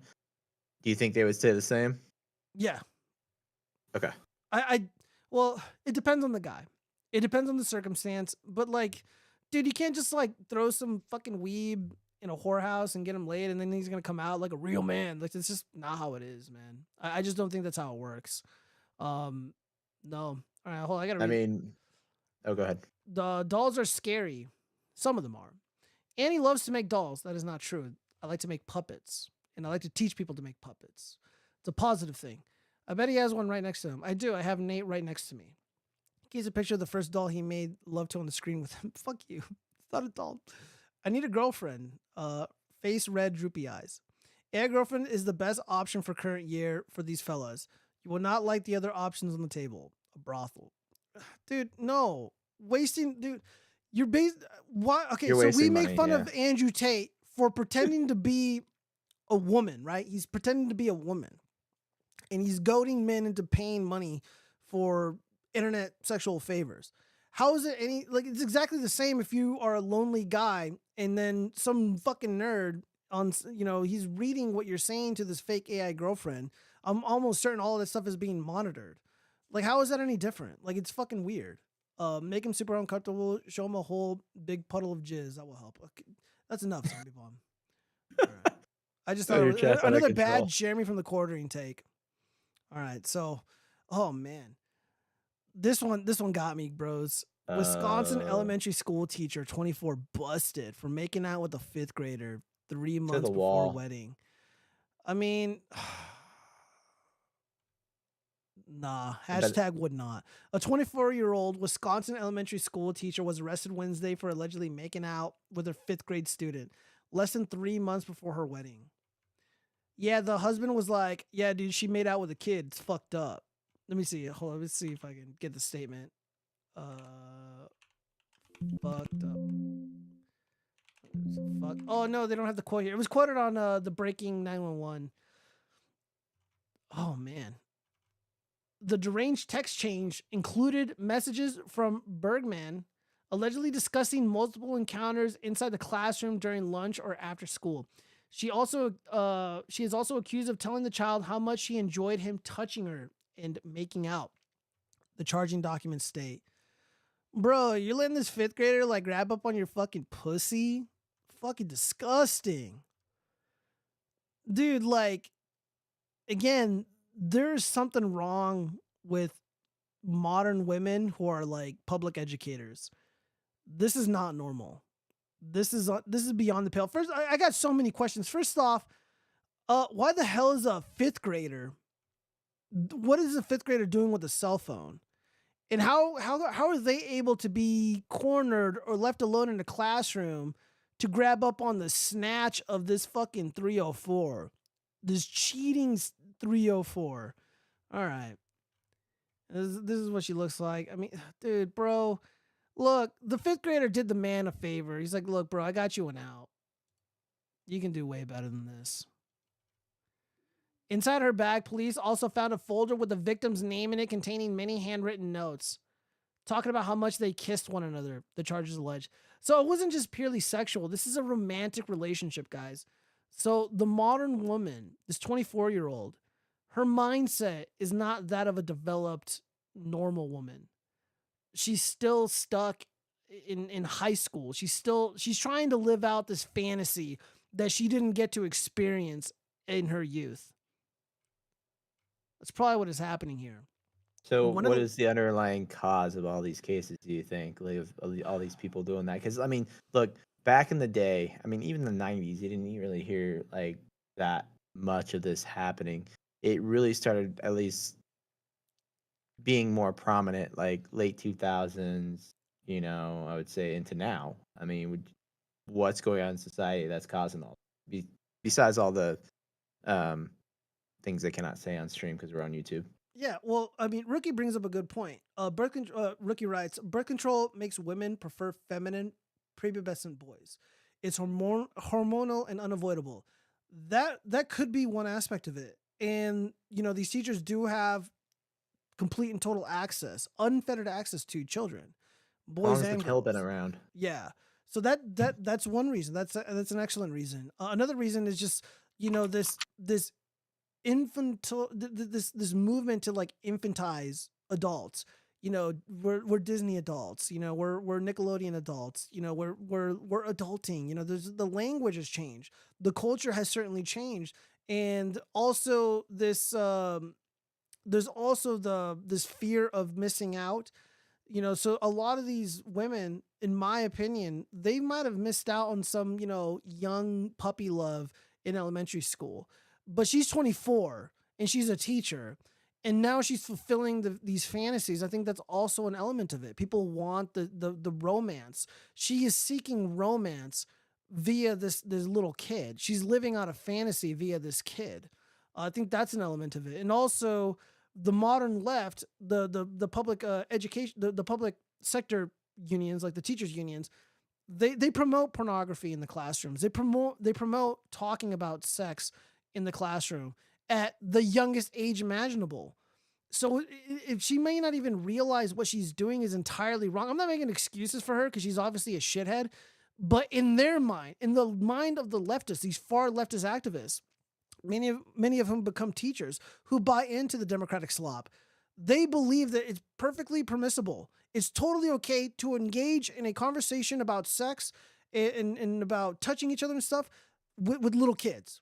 Now, I invented the nightclub standard, the bar standard. If I can go up to a girl who's 21, 25, 30 at a bar and say it, I'm not allowed to say it to a fucking kid.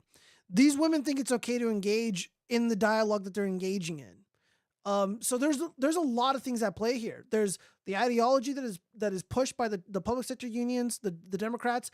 There's the what's it call it? The birth control. That's certainly a part of it. Well, and yeah, just part wanting of to it. live out these fantasies, the fear of missing out. I think all of those things play a major role. Chat. It's just free to really chime weird in. to me. It's really weird to me because I just did some research on this. The pill's been around since 1960. Yeah. Where I guess to my point of, you know, you didn't start seeing a lot of this stuff happening until certain things were being done in schools. I'm being very careful of how I say that. And certain education, which is being given to the children on certain topics. Yes. If you know what I mean. But you Yeah. just kind of explained it. I'm just trying to say it a little bit more Yeah, well, vaguely for the fuck that. If I YouTube get banned, I algorithm. get banned. I mean, Okay, so I'll just fucking say it. Yeah. All the fucking like queer agenda stuff like that in the schools where it's just like, Well, just say rainbow agenda. I don't like to say. Yeah. Okay, my bad. No, you're good. I thought you were gonna say sex ed or something. Fuck. Yeah, no. Sex. You're I going mean, straight for sex the ed. Q word. You got to learn what the other side is at Yeah. some point. I mean, that's Yeah, that. I mean, they but say when it, you're they taught say that, when you're taught that is obviously, there should probably be like high school or at least middle school for that because that's when your body starts changing. But with freaking like these teachers that are like, well, Bobby, you were playing with that toy, so maybe you're a girl. That's part of the problem is some of the teachers doing that, and it. I don't know how you solve this societal problem. I guess is my whole thing. I know I Jordan don't know. Give him the Peterson's death probably talked. penalty. I don't know. Give him Well, the true. death. I mean, people that are caught Yeah, dude, if I found out G-wording some fucking bitch kids, is writing love letters to my 5th grade boy, something's Yeah, gonna happen. Look at this but dude. like, Look why at is this it guy. more and This guy more? is like, That's the he's a problem. normal looking dude. He's well kept. I don't know what's going on with these jeans, but he gets some fitted jeans. But this dude probably has no problems finding chicks. And like, look, she looks perfectly normal, but dude, like, she's fucking sick. She is sick in the head. Let me read some of these comments really quick. For no reason. I want a family. It's all I want is to be a dad, but I don't know if that will ever happen. Bro, with that mindset, it won't. Look, man, like I don't like giving advice on like fucking relationships and shit, but the best thing you can do is don't be so negative, try not to trash women, and like choose your partner carefully. And there's just a lot of really great channels out there that talk about, to show the red flags of women. Like all the dudes who are like reacting to all those stupid women on TikTok, giving the worst dating advice. Look, we know what to look out for. We understand how all this works. Like none of this should be a mystery to anybody. And Know what you want going in. Don't waste your time. Also, teachers, no. Teachers are off the table. Nurses are off the table. I just don't think they make good partners. And I dated a nurse. I don't think I've dated a teacher. Maybe I did. I don't think so. But no, I mean, we're just seeing too much of this, and it's only getting worse. And I think the ideology has a lot to do with it. Again, like when you're dating somebody, like here's a quick strategy that I like to employ when I'm on the fucking apps. Like I don't like to waste my time. It's also something I told you, Spencer. I'm just like, I see a girl that that looks interesting. I'm like, hey, you look interesting. Like, let's go hang out. Are you free this weekend? Or are you free Thursday night? Let's go to happy hour. I just boom, boom, boom, boom, boom. Don't waste any fucking time. I'm not gonna fucking talk to them. I'm not gonna call them. It's gonna be quick. I'm gonna be in and out. And if it goes really well, or at least when I'm sitting there face to face, I can kind of gauge whether or not this person's gonna suck or not. And it takes time, man. I've had a few girlfriends and one of them almost lasted, but sometimes things don't work out, man. But don't be daft. Don't be daft. Not all women are like this who fucking want to have get away with a fucking 5th grader. Oh man, dude, like imagine this dude's ego, bro. He's at the bar with the fellas and someone's like, "Oh, dude, weren't you like gonna get married?" No. It's like, "Oh, what happened, bro? I thought you guys were happy." Yeah, South Park did an episode on this like years ago. Oh, with Kyle's brother, the Canadian. yeah. What is it? Was it the one where the cop was like going undercover and he got like blasted in the ass full of cum? No, that was a funny one, like, but no. It's like, all right, you got to say freeze and we'll go in there. And he's like, yeah, you like that? You like your little slut? And Yeah, he's like, and it's just like farting. And then afterwards, like freeze. He's like, the code was like stretch. Yeah, that was a funny dude, that was one. back when the South Park was funny and not all woke and stupid. Yeah, right, the one I'm talking about is Kyle's brother. It was the kindergarten episode. I mean, literally, Ike's the character. I barely remember it. Wait, hold that thought. Hold that thought. Let me read some of this. Okay. Let's see. Keep trying. You have more time, and you are cuter than you admit. I hear there are more and more girls who aren't as retarded as the ones that have been adults very long. Go meet them. Yeah, for no reason. You got to go out there and you got to try, man. Don't give up. Yeah, you all called my daughter cutting hair child labor and disavowed, but you also crying and wondering why people won't grow up. Choose a lane and stop driving like a woman. Okay, that's actually a pretty funny comment. Kudos, Freedom Marks. That was fucking witty. 10 out of 10. Her ex, the man who looks like a kid, is gonna have a complex about why she was even attracted to his childlike face. Pretty fucked up. South Park stopped being good when the real world became impossible to parody. Yeah, pretty much. All right, well, yeah. We got to watch out for these teachers. If you're a parent, dude, I don't even know, man. Public school. You can easily tell though. A lot of the teachers though, like you see on the dating apps when you're scrolling through them, if they have it turned on, it's usually liberal. Oh yeah, almost all of them. Yeah. Yikes. So it's like you can rarely find a conservative teacher, and I mean I know a few, but I've known them since high school. All right, well, we that's gotta what they move want to do. on. We're almost done with these before we do the consume sense. All right, we got this one. Where's my I feel like I'm gonna get roasted for that. Yeah. Oh, what the fuck? Go back. Go back. Visiting my ex. All right, so the beginning cut off. My boyfriend has a problem with me visiting my ex. Okay. My ex and I were together for 4 years, but we separated 6 years ago as we grew apart, typical of young love.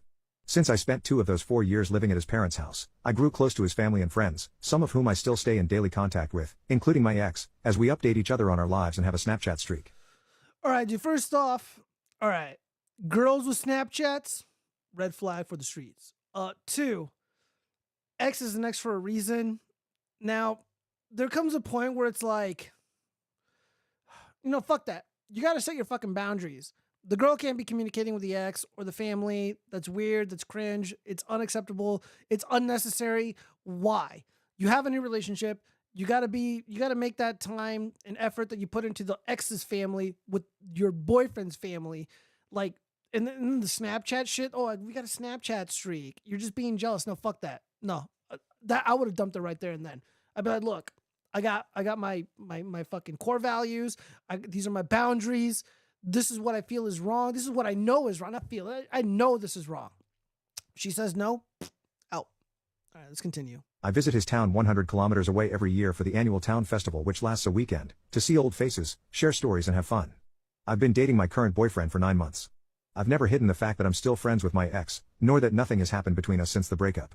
A few days ago, we discussed our weekend plans for the next few weeks, and I mentioned my upcoming visit to my ex's home in 2 weeks.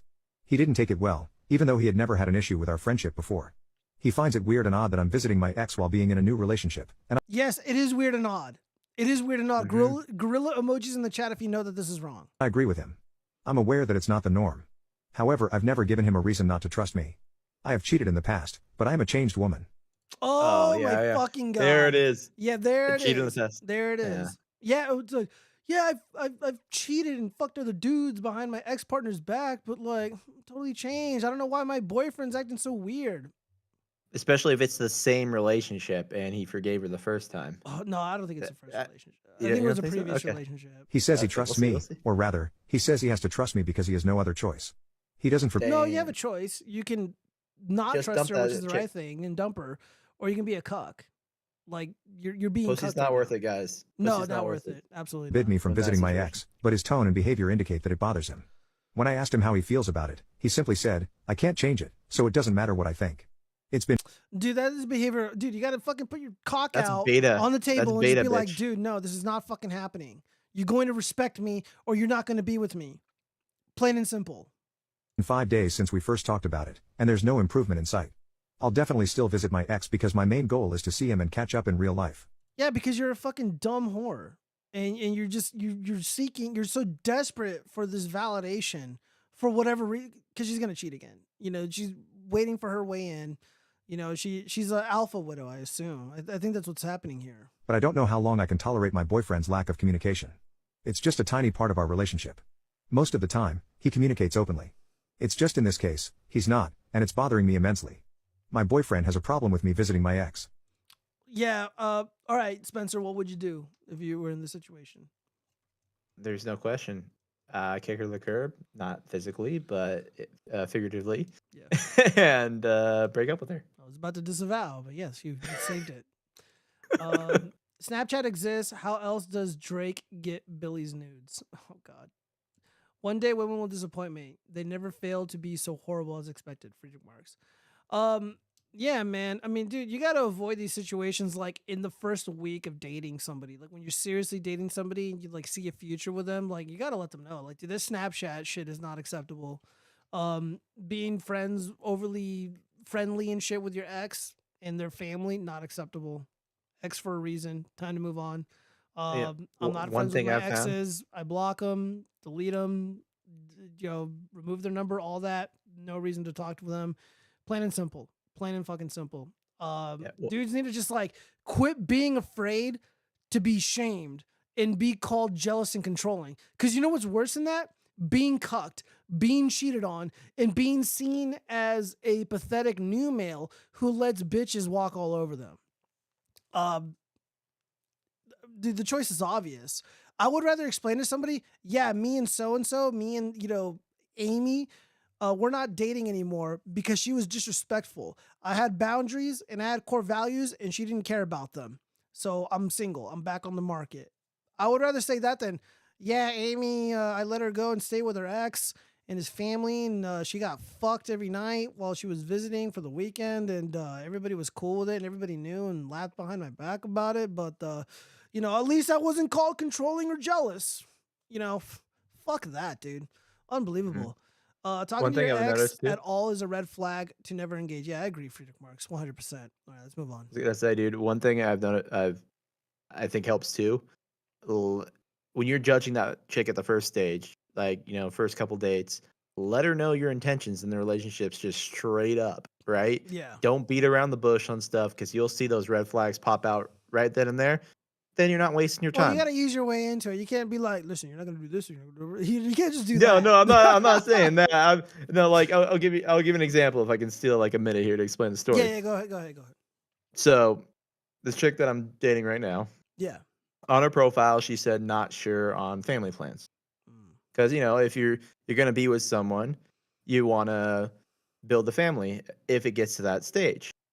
And I had a conversation with her about that because it got brought up, and I would say not a red flag, but a yellow flag, type deal that I'm dealing with. But, at least have those conversations up front so you don't waste like 2 years with someone just to find out, yeah, I don't ever want to build a family. I don't want to have kids or, whatever the situation may be. And no, we're not doxing anyone on the show, Zombie. We're not gonna doing do that. We don't do doxing here. I completely disavow.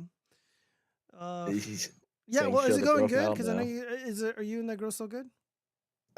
Yeah. I mean, I'm just taking things slow with everything that happened, but because crazy ex is still calling me, but she's been blocked and all that shit for the longest time. You can just go on your phone. You can see if someone's called you who's on the block list. Oh yeah. Well, I don't know what the hell's up with her. I'm just trying to avoid like the plague. A crazy X video right here. Let's refresh this. Yeah, 17 and a half years married, 4 kids. I begged this man, please, Ken, I've never been out of the U.S. Can we please go out of the U.S.? No. I get a text from him 5 minutes ago. What does it say? Hey, I need your permission. It's in the planning, but me and Eric, his fiance, are taking her kids and he wants to take Kylie to Mexico. 17 and a half years. And now you're giving this woman everything that I begged you for. 17. Again, we got a woman on social media seeking validation. For whatever reason, this relationship didn't work out. Dad stepped out, and now he found somebody else, and he's willing to give the new girl the things that she begged for. I wonder why that would be. I don't know. Probably more to the story. There probably is a lot more to the story. I mean, again, we got a woman seeking validation on social media, so she's probably very demanding. She's probably embarrassing. Like, again, women engaging in this behavior, recording themselves, crying in a bedroom, complaining about their ex. Again, if I'm on a date with a girl and I'm just like, hey, I'm Giovanni, I'm the host of the Watchfrogs. And, she's like, yeah, I make videos crying about my ex-boyfriends. Yeah, dude, that's a fucking no-go for me. Red yeah, we're paying flag. separately.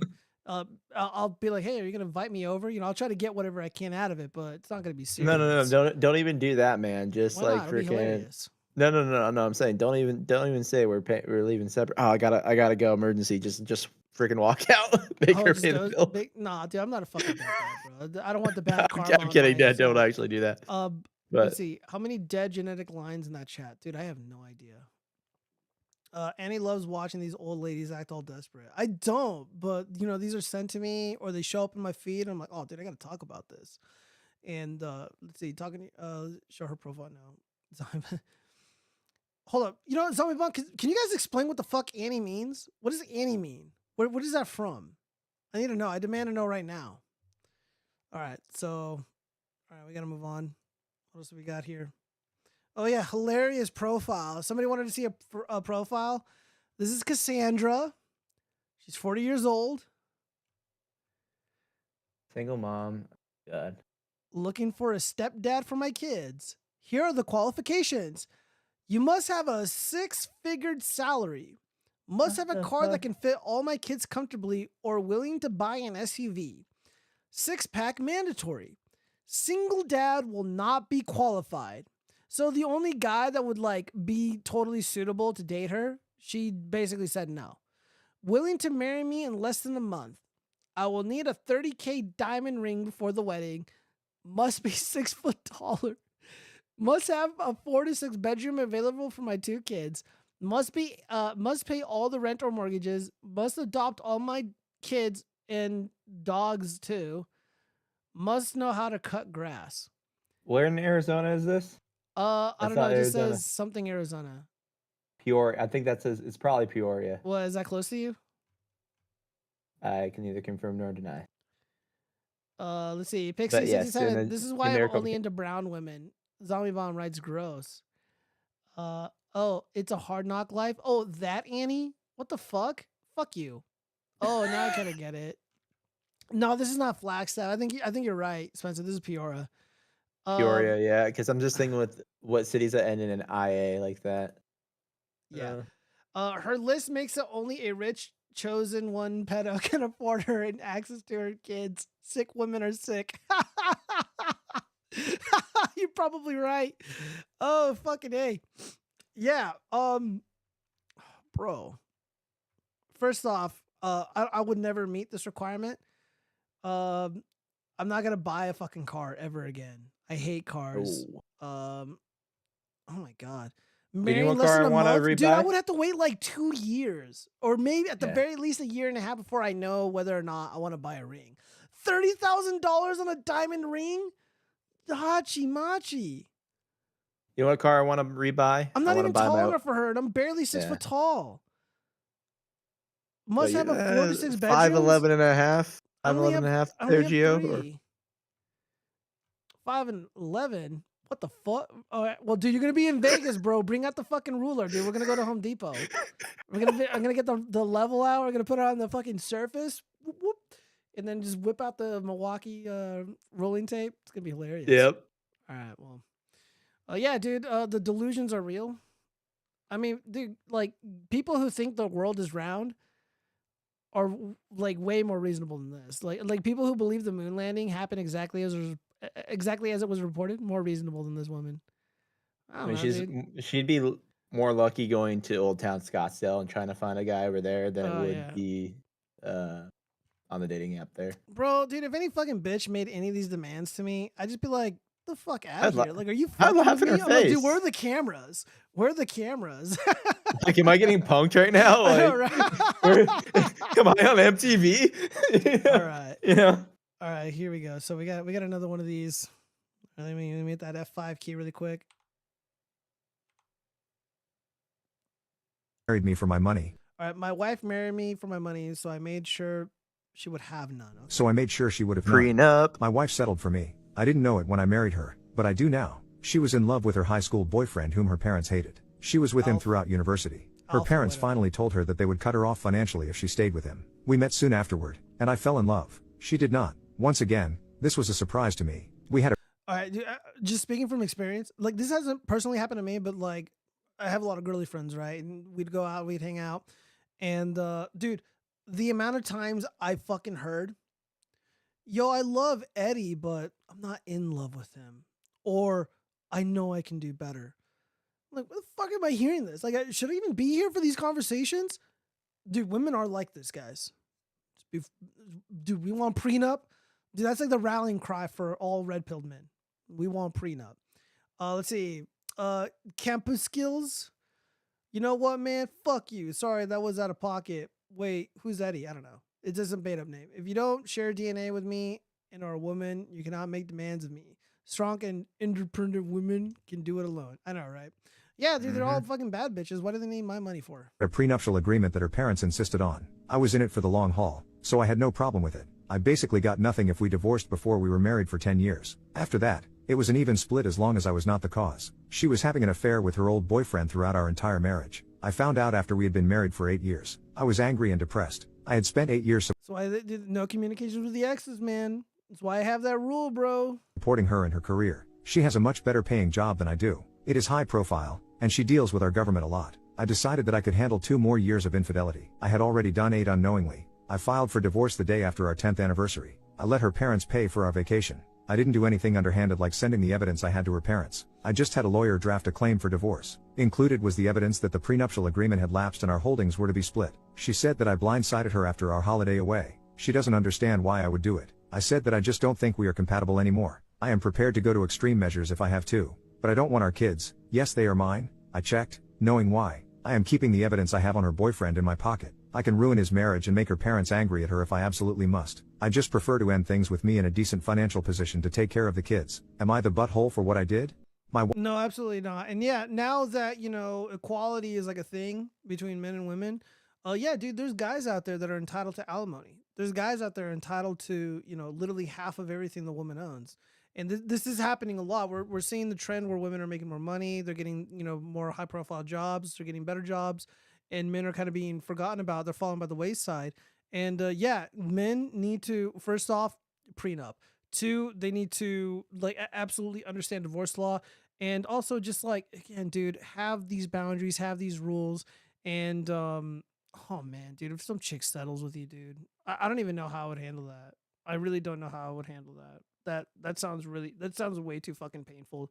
Like if somebody were to tell me, it's like, yeah, dude, your wife of 10 years is gonna admit that she been fucking some other dude and leave you because she settled and she never really loved you, versus like getting shot once. I'd rather just get shot, be less painful.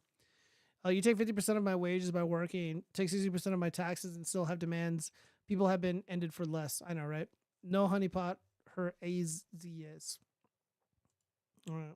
Oh, what the fuck is this? All right, hold up. Oh boy.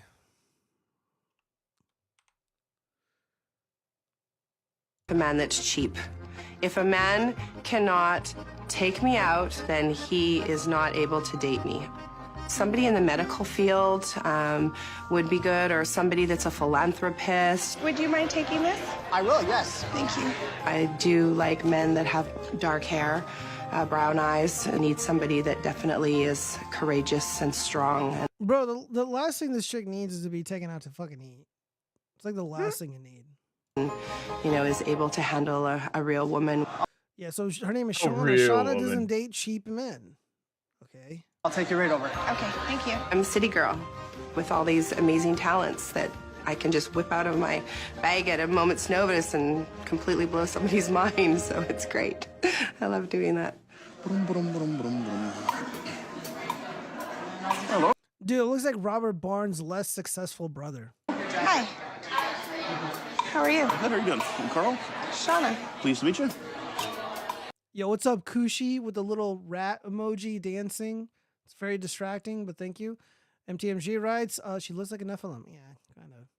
Oh, and have government boosted wages and easy aircon jobs. I know, right?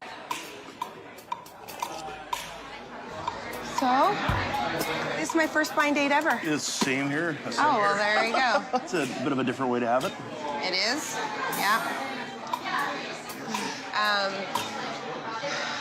Are you excited? Yeah. Oh, well, that's good. Damn, he's not.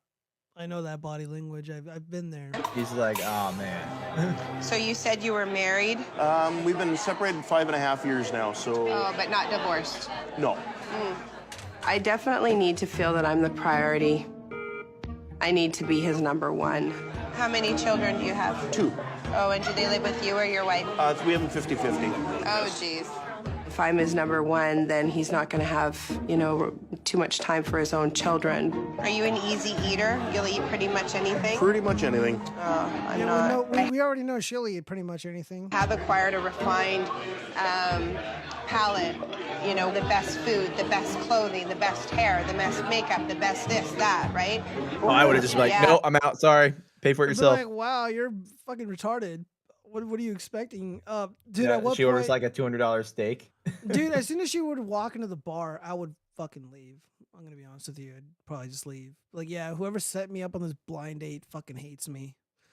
Are you excited? She Willy Wonka or something? I know, right?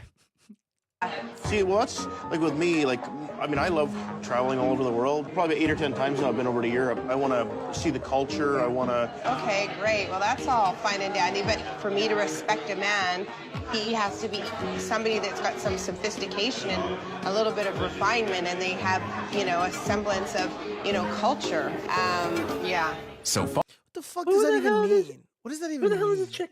Dude, who the hell does this chick even think she is? Dude, like I think it was last Thanksgiving, like before the night before things. I slept with this lady, and she asked me like, "Well, what's your culture?" And I don't know what the fuck that means. Like, I don't know. I'm a fucking bad boy.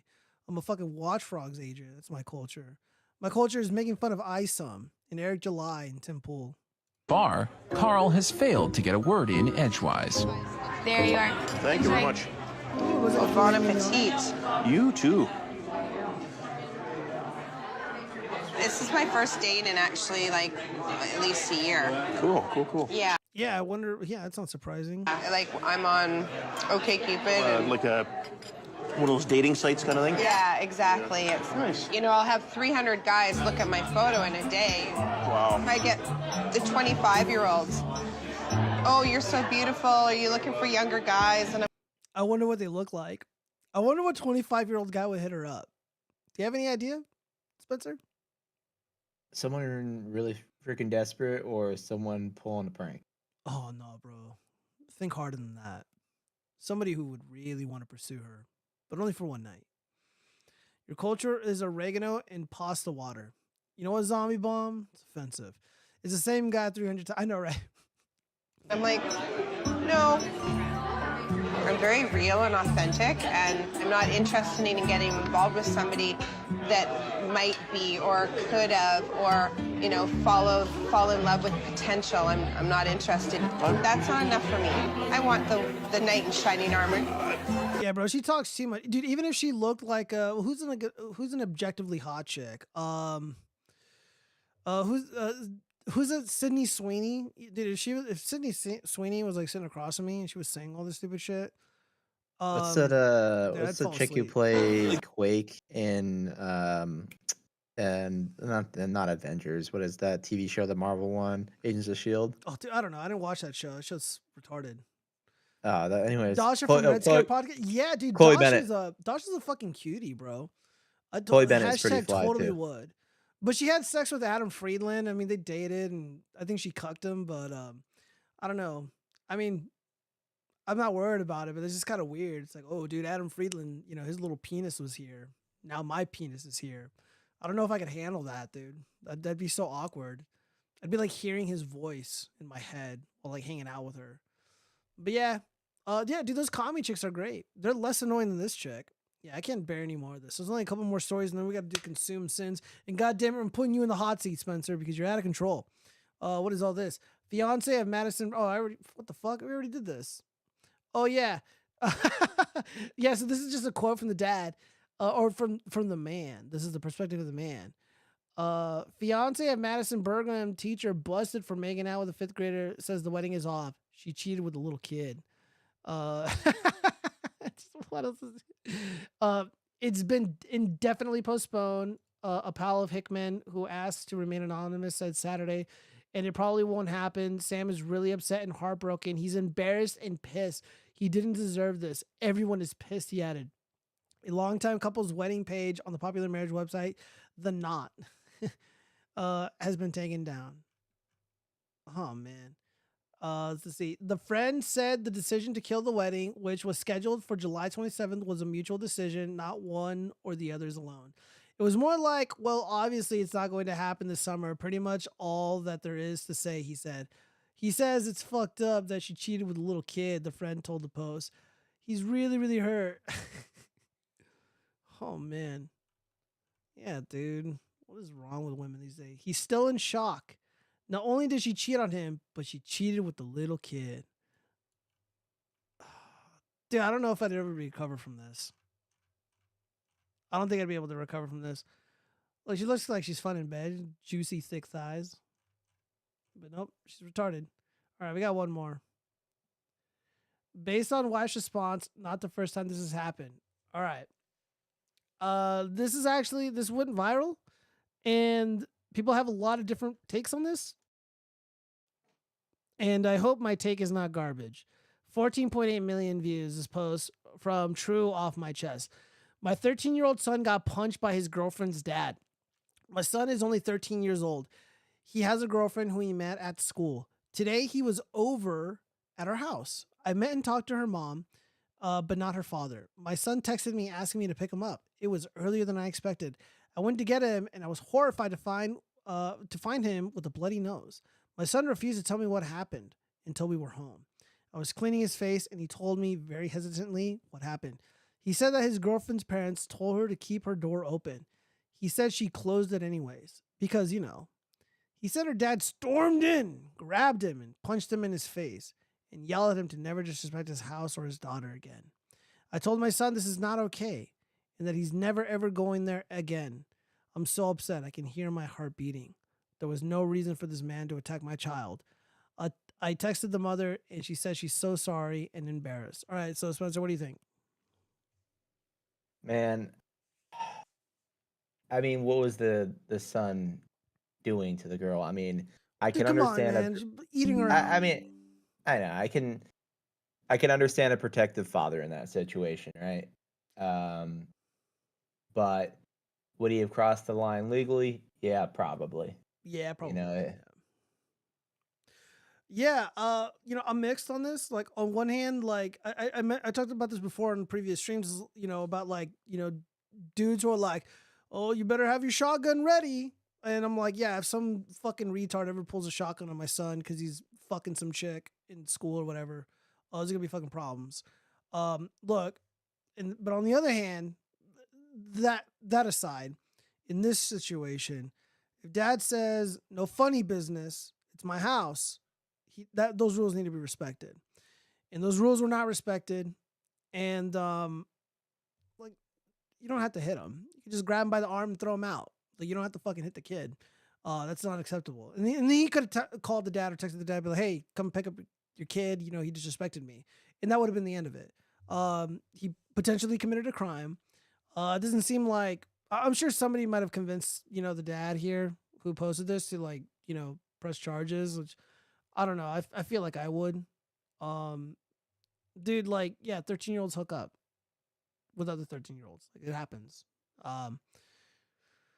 Just how it is. If a grown man ever punches my son when I am a dad, I will take him for a drive and get some cannolis or something, if you know what I mean. Hey, yeah. Punch him in his little cannolis. It's what he's gonna feel the pain too. Do to him what he did to the kid. Bada bing. Concrete shoes, Yeah. Little Miss Muffet sat on a tuffet. Our ovens bakers knows, so how could a woman be a communist? There's no difference. I don't know what that means. All right, well, let me go through these bookmarks really quick because that is it. Yeah, a lot of people are like, dad's based and he went too far.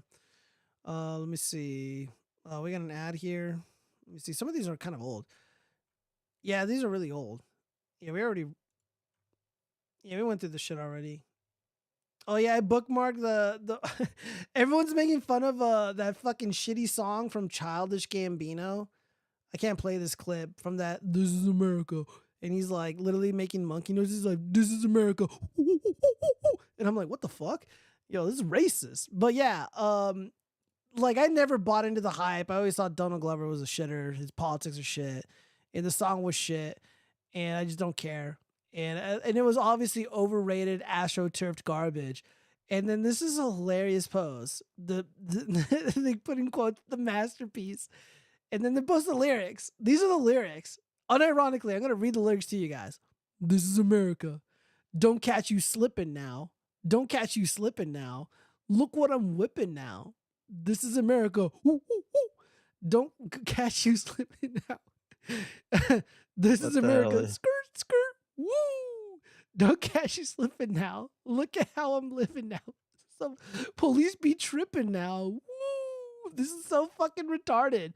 By the way, like, dude, people thought this is like the greatest fucking thing since sliced bread. I don't get it. All right, well,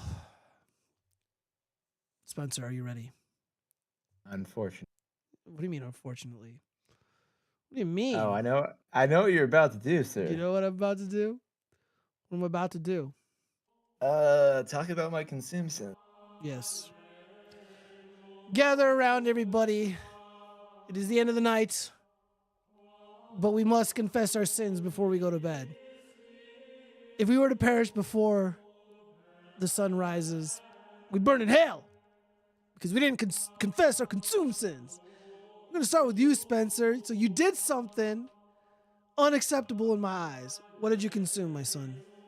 I mean, it was a business expense, but I went and saw my Padres play the Diamondbacks and did a video inside Chase Field. So technically, you can write part of it off. There you go. No. First off, me and you had a lengthy conversation about saving and not consuming, and then you're posting photos at these events that look very expensive. How do you explain these actions? I mean, tickets were only $45, and I only spent actually surprisingly $30 on food and drink. So it wasn't that bad. Dude, you didn't meal prep, bro? Did you miss out on the finance section of the show?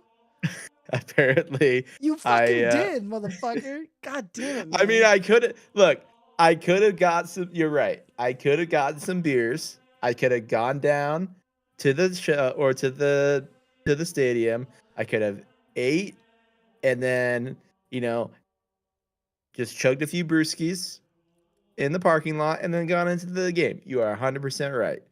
But I was running late, so I ended up just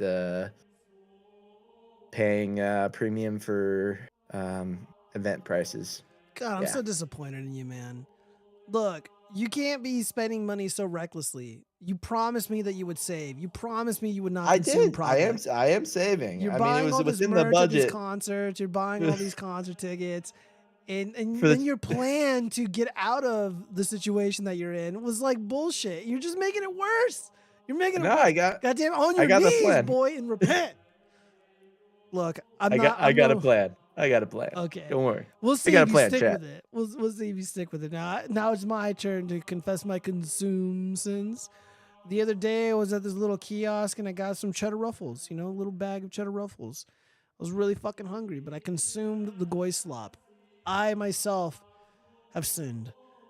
I was weak, you guys. I was weak. I was tired. I was hungry.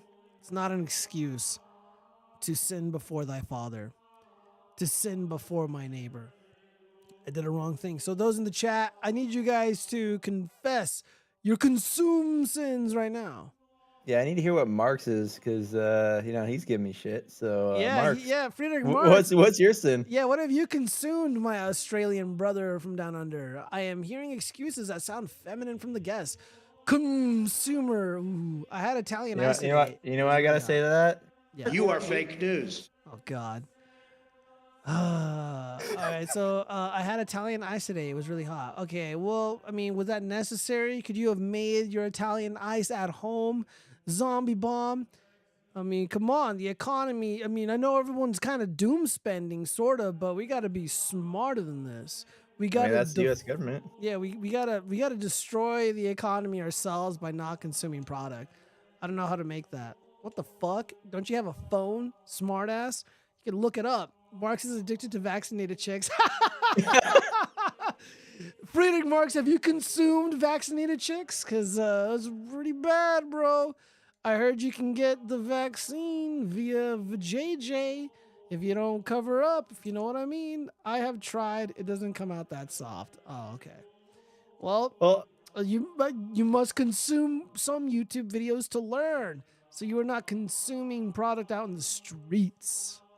So, Kia, I gotta ask a very valid question. Yeah. So, I'm up there at the end of the month. Yeah. You are also gonna be involved in some consume sins that weekend. Dude, I was born in sin, and every now and then I will live in sin. And yes, you will be in Vegas, and yes, we will be going out, and we will be enjoying ourselves. And you know what? I'm going to be right back here on the show, and I will be confessing my sins live before thy Father, before Twitter, before YouTube, before the fans of the watchfrogs, before my greenskin Brutas. And I have no other choice. I have to be honest. I have to be transparent, or I will lose the trust of the people. And besides, it's your birthday, so we're celebrating. We're celebrating life. We're celebrating you. It's not just like consuming for the sake of consuming, which is what you usually do, by the way.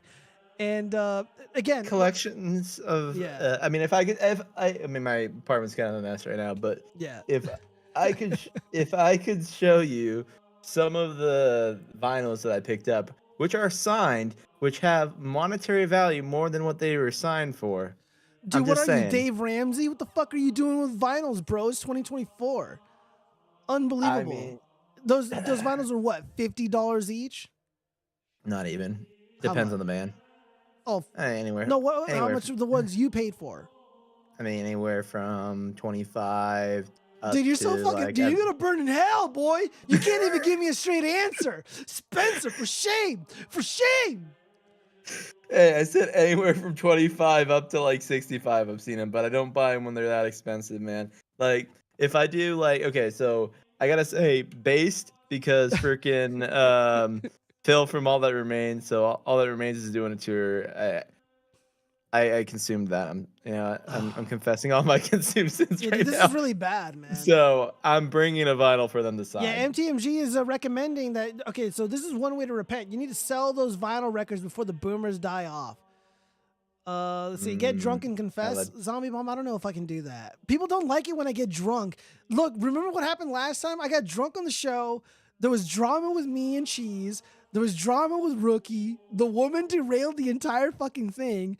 And I was like, oh my God, I lost control of my show.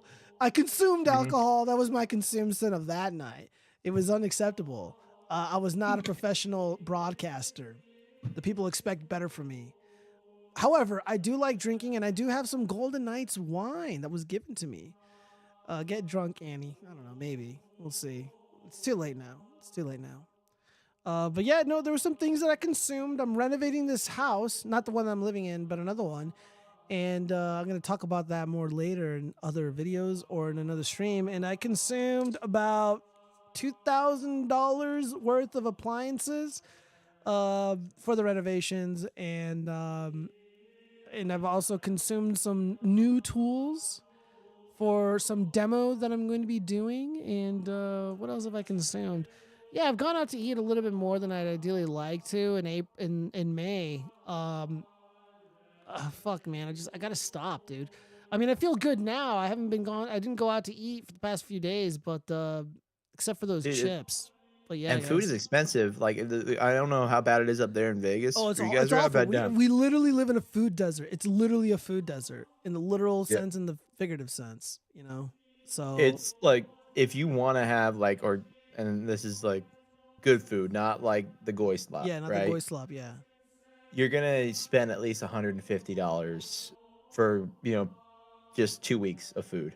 So double that per week. I mean, you're talking over $300 probably. Well, yeah, we're gonna be going to Like, Dave Ramsey's. I don't know, dude. I mean, there's any green. not Dave greens- Ramsey's. It's Gordon Ramsay's. Oh, Gordon. What the fuck? Yeah.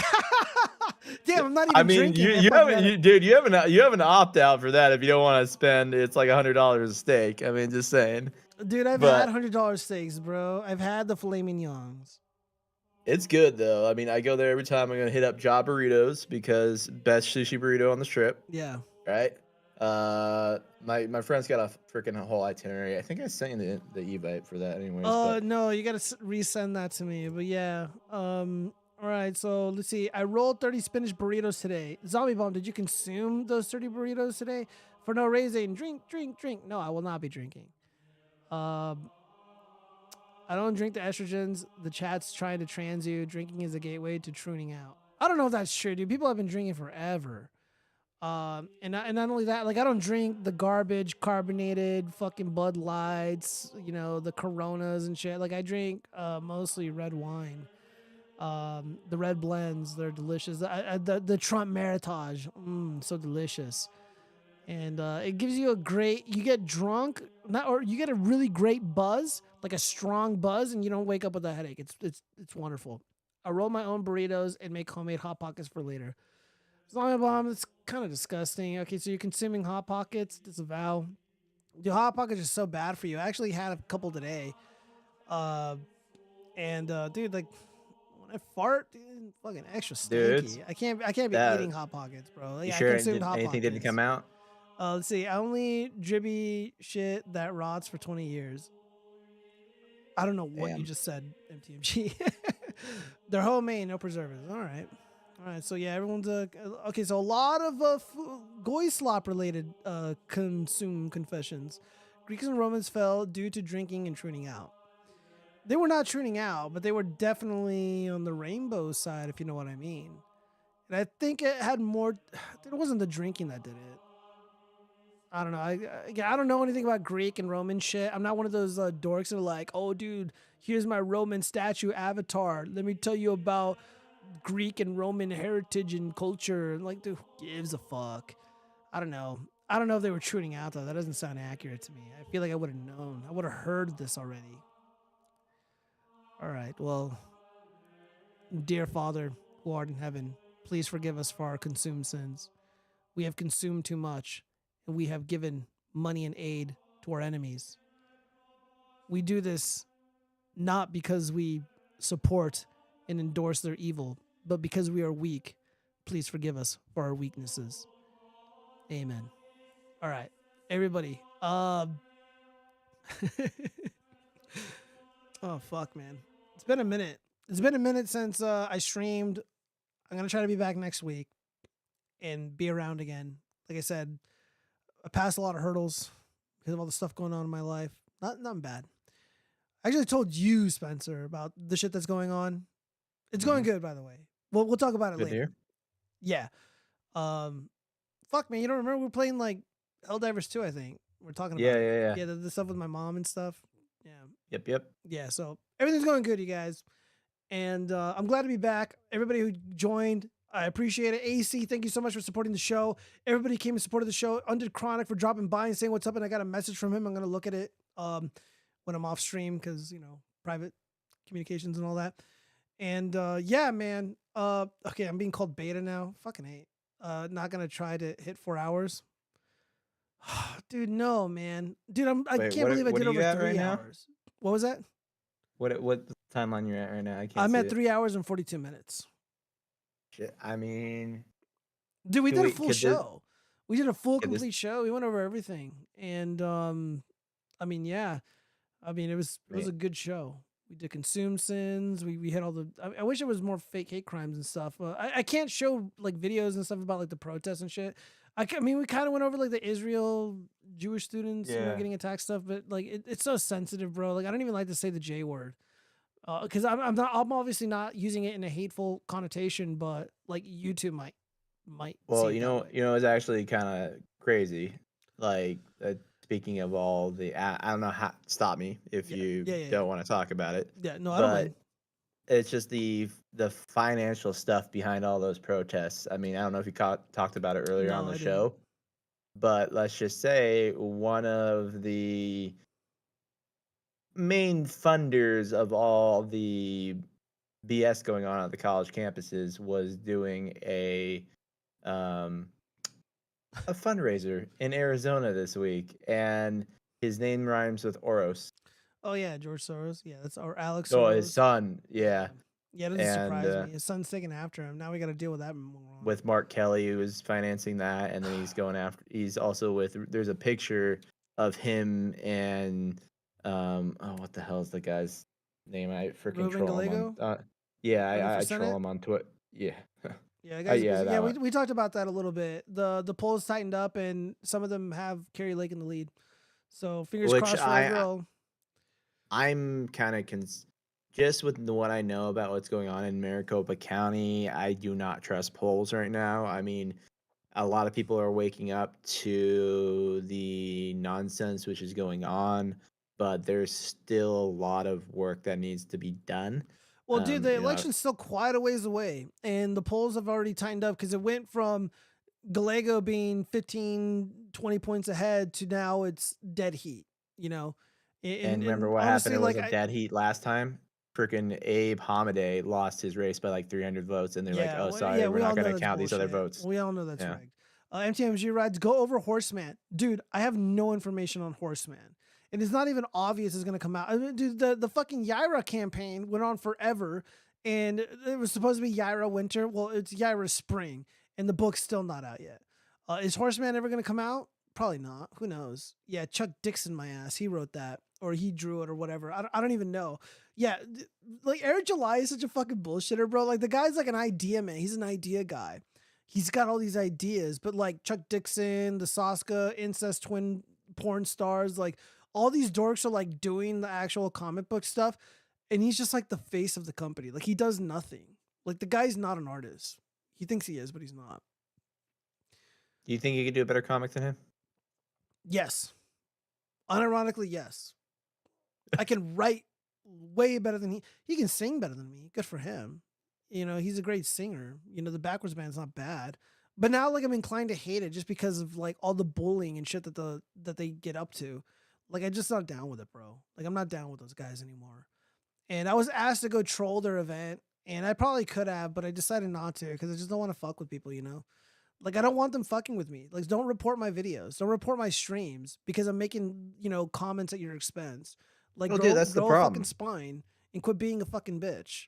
Or I'm going to show up at one of these conventions, and I'm going to embarrass you. I'm going to have a fucking GoPro on my head, just like Frank Castle, and it's going to be fucking hilarious. And everyone's gonna be. I'm gonna end up, you know, on Dick Masterson show with fucking Josh Denny, and we're gonna be making the funniest fucking jokes imaginable at Eric's expense.